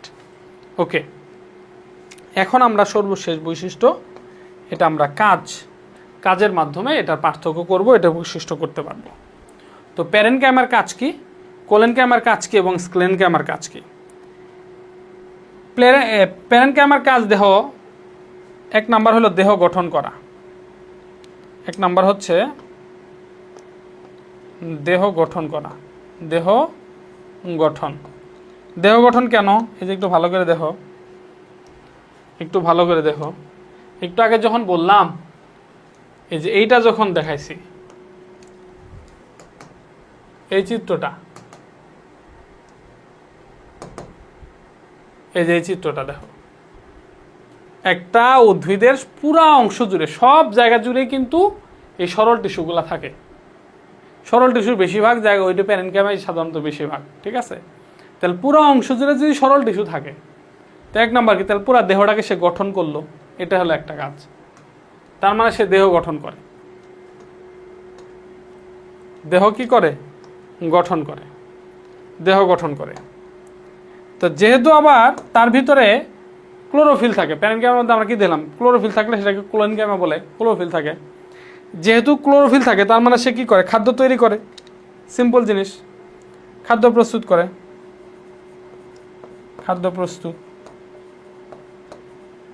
তাহলে যেহেতু সারা দেহব্যাপী থাকে তার মানে দেহ গঠন করে। 2 নাম্বার কথা হলো সে যেহেতু ক্লোরোফিল থাকে তার মানে খাদ্য তৈরি করে। আচ্ছা, দেহ গঠন, খাদ্য প্রস্তুত। আচ্ছা, এরপর হলো খাদ্য সে প্রস্তুত করে এবং খাদ্য সঞ্চয় করে, এবং খাদ্য পরিবহন করে। তাহলে প্যারেনকাইমার আমরা কাজ কি পাইলাম? যেহেতু সারা অংশব্যাপী থাকে এই জন্য দেহ গঠন করে, খাদ্য তৈরি করে, খাদ্য সঞ্চয় করে এবং খাদ্য পরিবহন করে। এটা মনে রাখবো, যারা খাদ্য তৈরি করে তারা নিজেরা খাদ্য সঞ্চয় করে, খাদ্য পরিবহনও করে। কারণ খাদ্য তৈরি করার অর্থ হলো আমি সঞ্চয় করবো নিজের যদি দরকার হয়, আবার আমি যা তৈরি করলাম এটা মানুষকে তো দিতে হবে, তার সবাইকে দিতে গেলে এটা পরিবহন করা লাগবে। সিম্পল জিনিস। যারা খাদ্য তৈরি করে তারা খাদ্য সঞ্চয় করে, খাদ্য পরিবহন করে। আর যেহেতু সারা অংশব্যাপী থাকে অতএব তারা দেহ গঠন করে, সিম্পল। আর কোলেনকাইমার যে কাজ, কোলেনকাইমার কাজ কি? এরা হচ্ছে খাদ্য প্রস্তুত করে, সাধারণত দৃঢ়তা প্রদান করে, দৃঢ়তা প্রদান ও খাদ্য প্রস্তুত, খাদ্য প্রস্তুত। এরা কেন খাদ্য প্রস্তুত করে দেখো, এরা হচ্ছে কোলেনকাইমা। আমরা বলছিলাম এদের সব ধরনের অঙ্গাণু থাকে, নিউক্লিয়াস থাকে, সব ধরনের অঙ্গাণু থাকে, সব ধরনের অঙ্গাণু থাকে, তার মানে এদের মধ্যে প্লাস্টিকও থাকে। যদি প্লাস্টিক থাকে তাহলে তারা কি করবে? নিজের খাদ্য নিজে প্রস্তুত করবে, সিম্পল জিনিস। তাহলে আবার দেখো এরা কি থাকে, এই যে পাতা, শিরা এবং বোটা নমনীয় কাণ্ডের মধ্যে থাকে, বোটার মধ্যে থাকে। তা পাতার মধ্যে বোটাটা কিন্তু শক্ত না, এই যে দৃঢ়তা প্রদান করে। আবার নমনীয় কাণ্ডের মধ্যে কেন থাকে? নমনীয় কাণ্ডটা কিন্তু আস্তে আস্তে দৃঢ় হয়ে যায়, শক্ত হয়ে যায়। ওই নমনীয় কাণ্ডকে দৃঢ় করতে হবে, এই জন্য নমনীয় কাণ্ডের মধ্যে কোলেনকাইমা থাকে, যাতে দৃঢ়তা প্রদান করতে পারে। আচ্ছা, এরপর হচ্ছে স্ক্লেরেনকাইমা। স্ক্লেরেনকাইমার কাজ কি? স্ক্লেরেনকাইমার কাজ হচ্ছে, এক নাম্বার কাজ হলো দৃঢ়তা প্রদান করা। এক নাম্বার কাজ হচ্ছে দৃঢ়তা প্রদান, পানি ও খনিজ পদার্থ পরিবহন।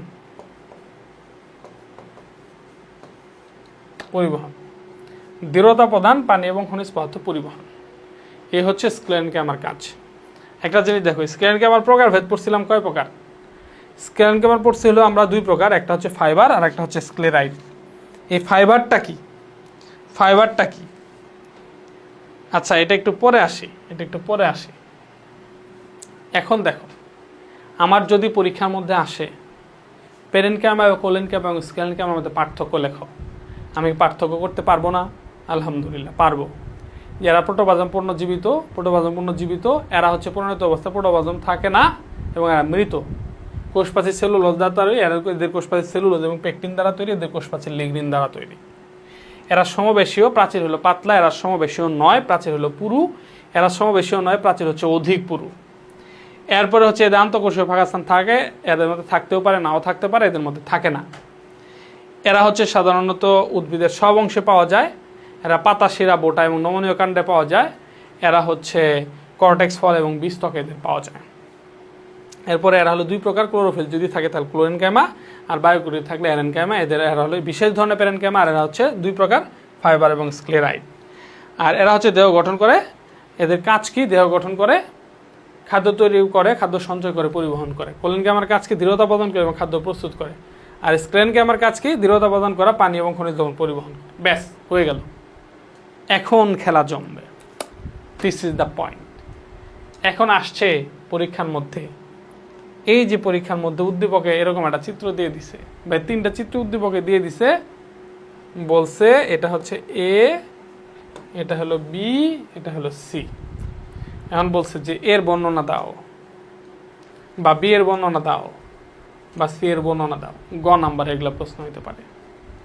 তাইলে পেরেনকাইমার বর্ণনা, এই যে পেরেনকাইমার যখন বর্ণনা আসবে, আমি এই 7টা বৈশিষ্ট্য 7টা পয়েন্টে দিয়ে দিব। কিভাবে দিব? তার আগে আসো এটা ধরো, পরীক্ষার মধ্যে আসছে যে পেরেনকাইমার বর্ণনা দাও, তাহলে আমি সংজ্ঞা দিব। প্রথমে সরল টিস্যুর সংজ্ঞা দিব। যে সকল স্থায়ী টিস্যুর কোষগুলো আকার, আকৃতি ও গঠনের দিক থেকে একই রকম, তাদেরকে সরল টিস্যু বলা হয়। যে সকল স্থায়ী টিস্যুর কোষগুলো আকার, আকৃতি ও গঠনের দিক থেকে একই রকম, তাদেরকে সরল টিস্যু বলা হয়। সরল টিস্যু 3 প্রকারের হয়: পেরেনকাইমা, কোলেনকাইমা এবং স্ক্লেরেনকাইমা। নিচে পেরেনকাইমার গঠন বর্ণনা করা হলো, এই যে একটা স্টেপ। সরল টিস্যুর সংজ্ঞা, তাহলে যে সব স্থায়ী টিস্যুর কোষগুলো আকার, আকৃতি ও গঠনের দিক থেকে একই রকম, তাদেরকে সরল টিস্যু বলা হয়। সরল টিস্যু 3 প্রকার হয়: পেরেনকাইমা, কোলেনকাইমা এবং স্ক্লেরেনকাইমা। নিচে পেরেনকাইমার গঠন বর্ণনা করা হলো। যদি কোলেনকাইমা আসে, নিচে কোলেনকাইমার গঠন বর্ণনা করা হলো। যদি স্ক্লেরেনকাইমা আসে, স্ক্লেরেনকাইমার গঠন বর্ণনা করা হলো। যেটাই আসুক, এরপর আমি চিত্র আঁকবো। পেরেনকাইমার বর্ণনা আসছে, এই যে এটুক সিম্পল চিত্র দিয়ে দিলাম।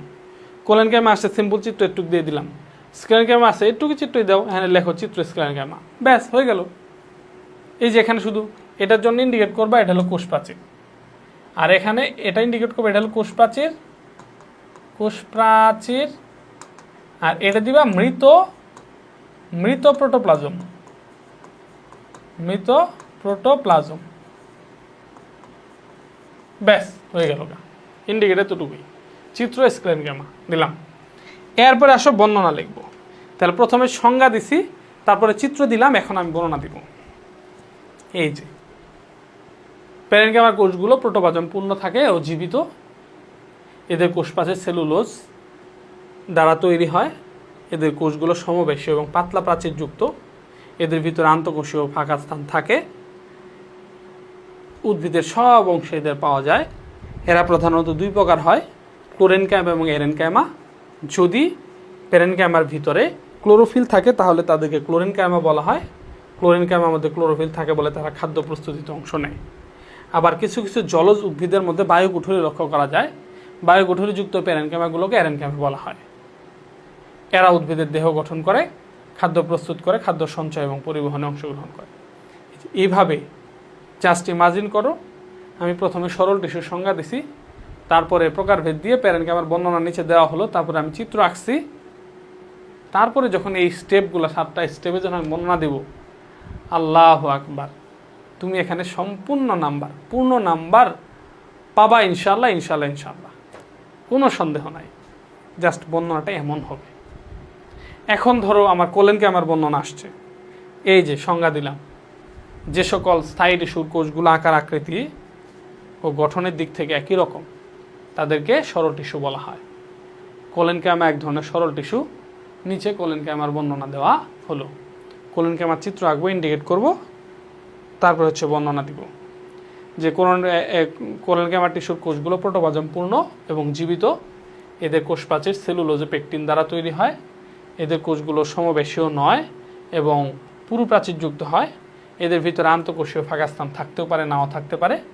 পাতা, শিরা এবং বোটা এবং নমনীয় কাণ্ডে এদেরকে পাওয়া যায়। এরা হচ্ছে বিশেষ ধরনের প্যারেনকাইমা জাতীয় কোষ। দৃঢ়তা প্রদান করা এবং খাদ্য প্রস্তুত করা এদের কাজ। ব্যাস, আলহামদুলিল্লাহ, 3-এ 3 পাবো ইনশাআল্লাহ। সেমভাবে স্ক্লেরেনকাইমার ক্ষেত্রেও একই কথা। স্ক্লেরেনকাইমার ক্ষেত্রে এখানে এসে ফাইবার এবং স্ক্লেরাইড সংক্রান্ত একটা অতিরিক্ত বর্ণনা দিব। ফাইবার এবং স্ক্লেরাইড, তো অতিরিক্ত বর্ণনাটা কি? ফাইবারটা কোথায় থাকে, স্ক্লেরাইড কোথায় থাকে, এটা একটু আমরা দেখি। ফাইবার কোথায় থাকে? ফাইবার এবং স্ক্লেরাইড, যেটা ফাইবারটা হচ্ছে তোমার কয়েক ধরনের ফাইবার আছে। জাস্ট হচ্ছে যেমন তোমাদের বইয়ের মধ্যে ফাইবার আছে হচ্ছে বাস্ট ফাইবার, সারফেস ফাইবার, আর হচ্ছে জাইলেম ফাইবার। ঠিক আছে? তাহলে এটা হচ্ছে, এটা কোথায় করি? উপরের দিকে করি। ফাইবার হচ্ছে বাস্ট ফাইবার, বাস্ট ফাইবার, আর একটা হচ্ছে সারফেস ফাইবার, সারফেস ফাইবার, আর একটা হচ্ছে জাইলেম ফাইবার, জাইলেম ফাইবার বা কাস্টল তন্তু। তাহলে এই যে বাস্ট ফাইবার, যেটা বাস্ট ফাইবারটা হচ্ছে পাট, পাটের যে আঁশ আছে না, পাটের আঁশ, পাটের আঁশ হচ্ছে বাস্ট ফাইবার। যত আঁশ আছে, তন্তু, সুতা, সুতা বানায় যেগুলা দিয়ে, আঁশ আছে যত, এই সবগুলো হচ্ছে ফাইবার। আর যত কার্ড আছে এটা হচ্ছে স্ক্লেরাইড। ঠিক আছে? মানে কাঠ জাতীয় আর কি। তাহলে পাট হচ্ছে বাস্ট ফাইবার। সারফেস ফাইবারের মধ্যে কি আছে? সারফেস ফাইবারের মধ্যে আছে হচ্ছে তুলা, তুলা, তুলা, এবং ওই যে নারকেলের সুবরা আছে না, নারকেলের সুবরা, তুলা এবং নারকেলের সুবরা,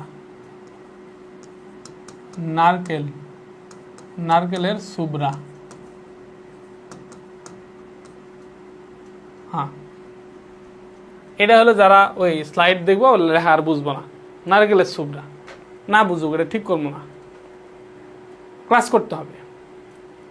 আর জাইলেম তন্তু যেটা বা কাস্টল তন্তু যেটা, এটা হলো কাঠ, কাঠ, উদ্ভিদের যত কাঠ আছে এগুলো হলো জাইলেম তন্তু। আবার এই যে স্ক্লেরাইড যে আছে, স্ক্লেরাইডগুলো হচ্ছে কোথায় থাকে, স্ক্লেরাইড কোথায় থাকে?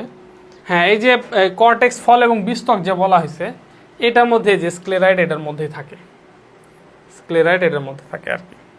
তো এখন আমরা যখন হচ্ছে স্ক্লেরেনক্যামার বর্ণনা দিব, তখন আমরা অতিরিক্ত কিছু তথ্য দিব,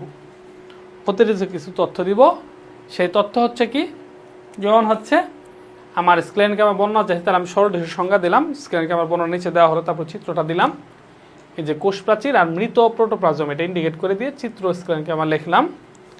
তারপরে হচ্ছে আমি এটার মতো করে বর্ণনা দিব যে প্রাথমিক অবস্থায় প্রোটোপ্লাজম থাকলেও পরিণত অবস্থায় প্রোটোপ্লাজম থাকে না এবং কোষগুলো মৃত, এদের কোষ প্রাচীর লিগিনিন যুক্ত হয় এবং এরা সমবেশীয় নয়, এদের কোষ প্রাচীরগুলো অধিক পুরু হয়, এদের ভিতরে আন্তঃকোষীয় ফাঁকা স্থান থাকে না, কর্টেক্স ফল এবং বিস্তকে এদের পাওয়া যায়। এরা দুই ধরনের হয়, ফাইবার এবং স্ক্লেরাইড। ফাইবার হচ্ছে বিভিন্ন ধরনের ফাইবার আছে, যেমন bast fibre, surface fibre, xylem fibre. Bast fibre হচ্ছে পাট, সারফেস ফাইবার হচ্ছে তুলা এবং নারকেলের সুবড়া, জাইলেম হচ্ছে কাঠ, কাষ্ঠতন্তু যেটা জাইলেম ফাইবার।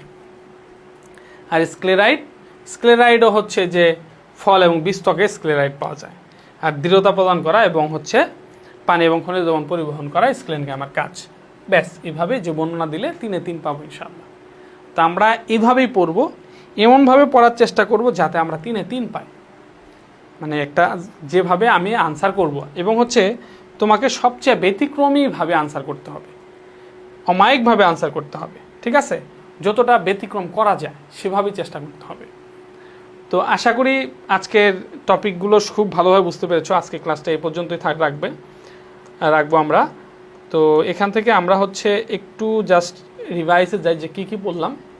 আজকে আমরা নিউক্লিয়াসটা খুব ভালোভাবে পড়েছি, নিউক্লিয়াস পড়লাম, তারপর হচ্ছে ক্রোমোজোম পড়লাম, ক্রোমোজোমের বর্ণনা পড়লাম, তারপর হচ্ছে আমরা ভাজক টিস্যু, স্থায়ী টিস্যু এগুলো একটু চিনলাম, সরল টিস্যু পড়লাম, জটিল টিস্যু সম্বন্ধে হালকা পড়তে এখনও পড়িনি, আমরা নেক্সট ক্লাসে পড়বো ইনশাল্লাহ।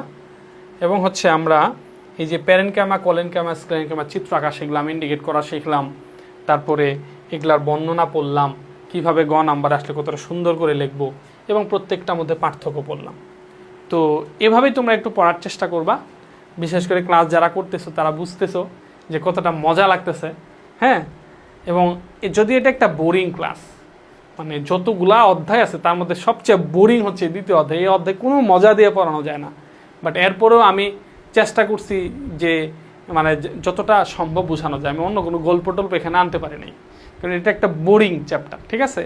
আর যে পার্থক্যটা তোমাকে যেভাবে করে দিছি, জাস্ট অমায়িকভাবে পার্থক্য করা যাচ্ছে, আবার এই পার্থক্য অনুসারে আবার বর্ণনাগুলো আলাদাভাবে লেখা যাচ্ছে। তো আমার যে সহজ বায়োলজি বই যেটা আছে, বইটা এই বইটা যাদের কাছে আছে তোমরা তো জানো যে এখানে পার্থক্যগুলো, প্রত্যেকটা পার্থক্য এভাবে করা আছে। তো তোমরা যারা আমার কোর্সে আসো, আমার ক্লাস যারা করতেছো, এবং যাদের কাছে এই বইটা আছে তাদের কাছে কিন্তু চমৎকার একটা কম্বিনেশন হয়েছে, দুধে আলতার মিশ্রণ হয়ে গেছে, যে একে তো আমার ক্লাস করতেছো, পাশাপাশি বইটাও আছে, জাস্ট এনজয় ইয়োরসেলফ। তো ভালো থাকো, সুস্থ থাকো, আজকে এই পর্যন্তই, আবার পরবর্তী ক্লাসে দেখা হবে ইনশাল্লাহ। আসসালামু আলাইকুম।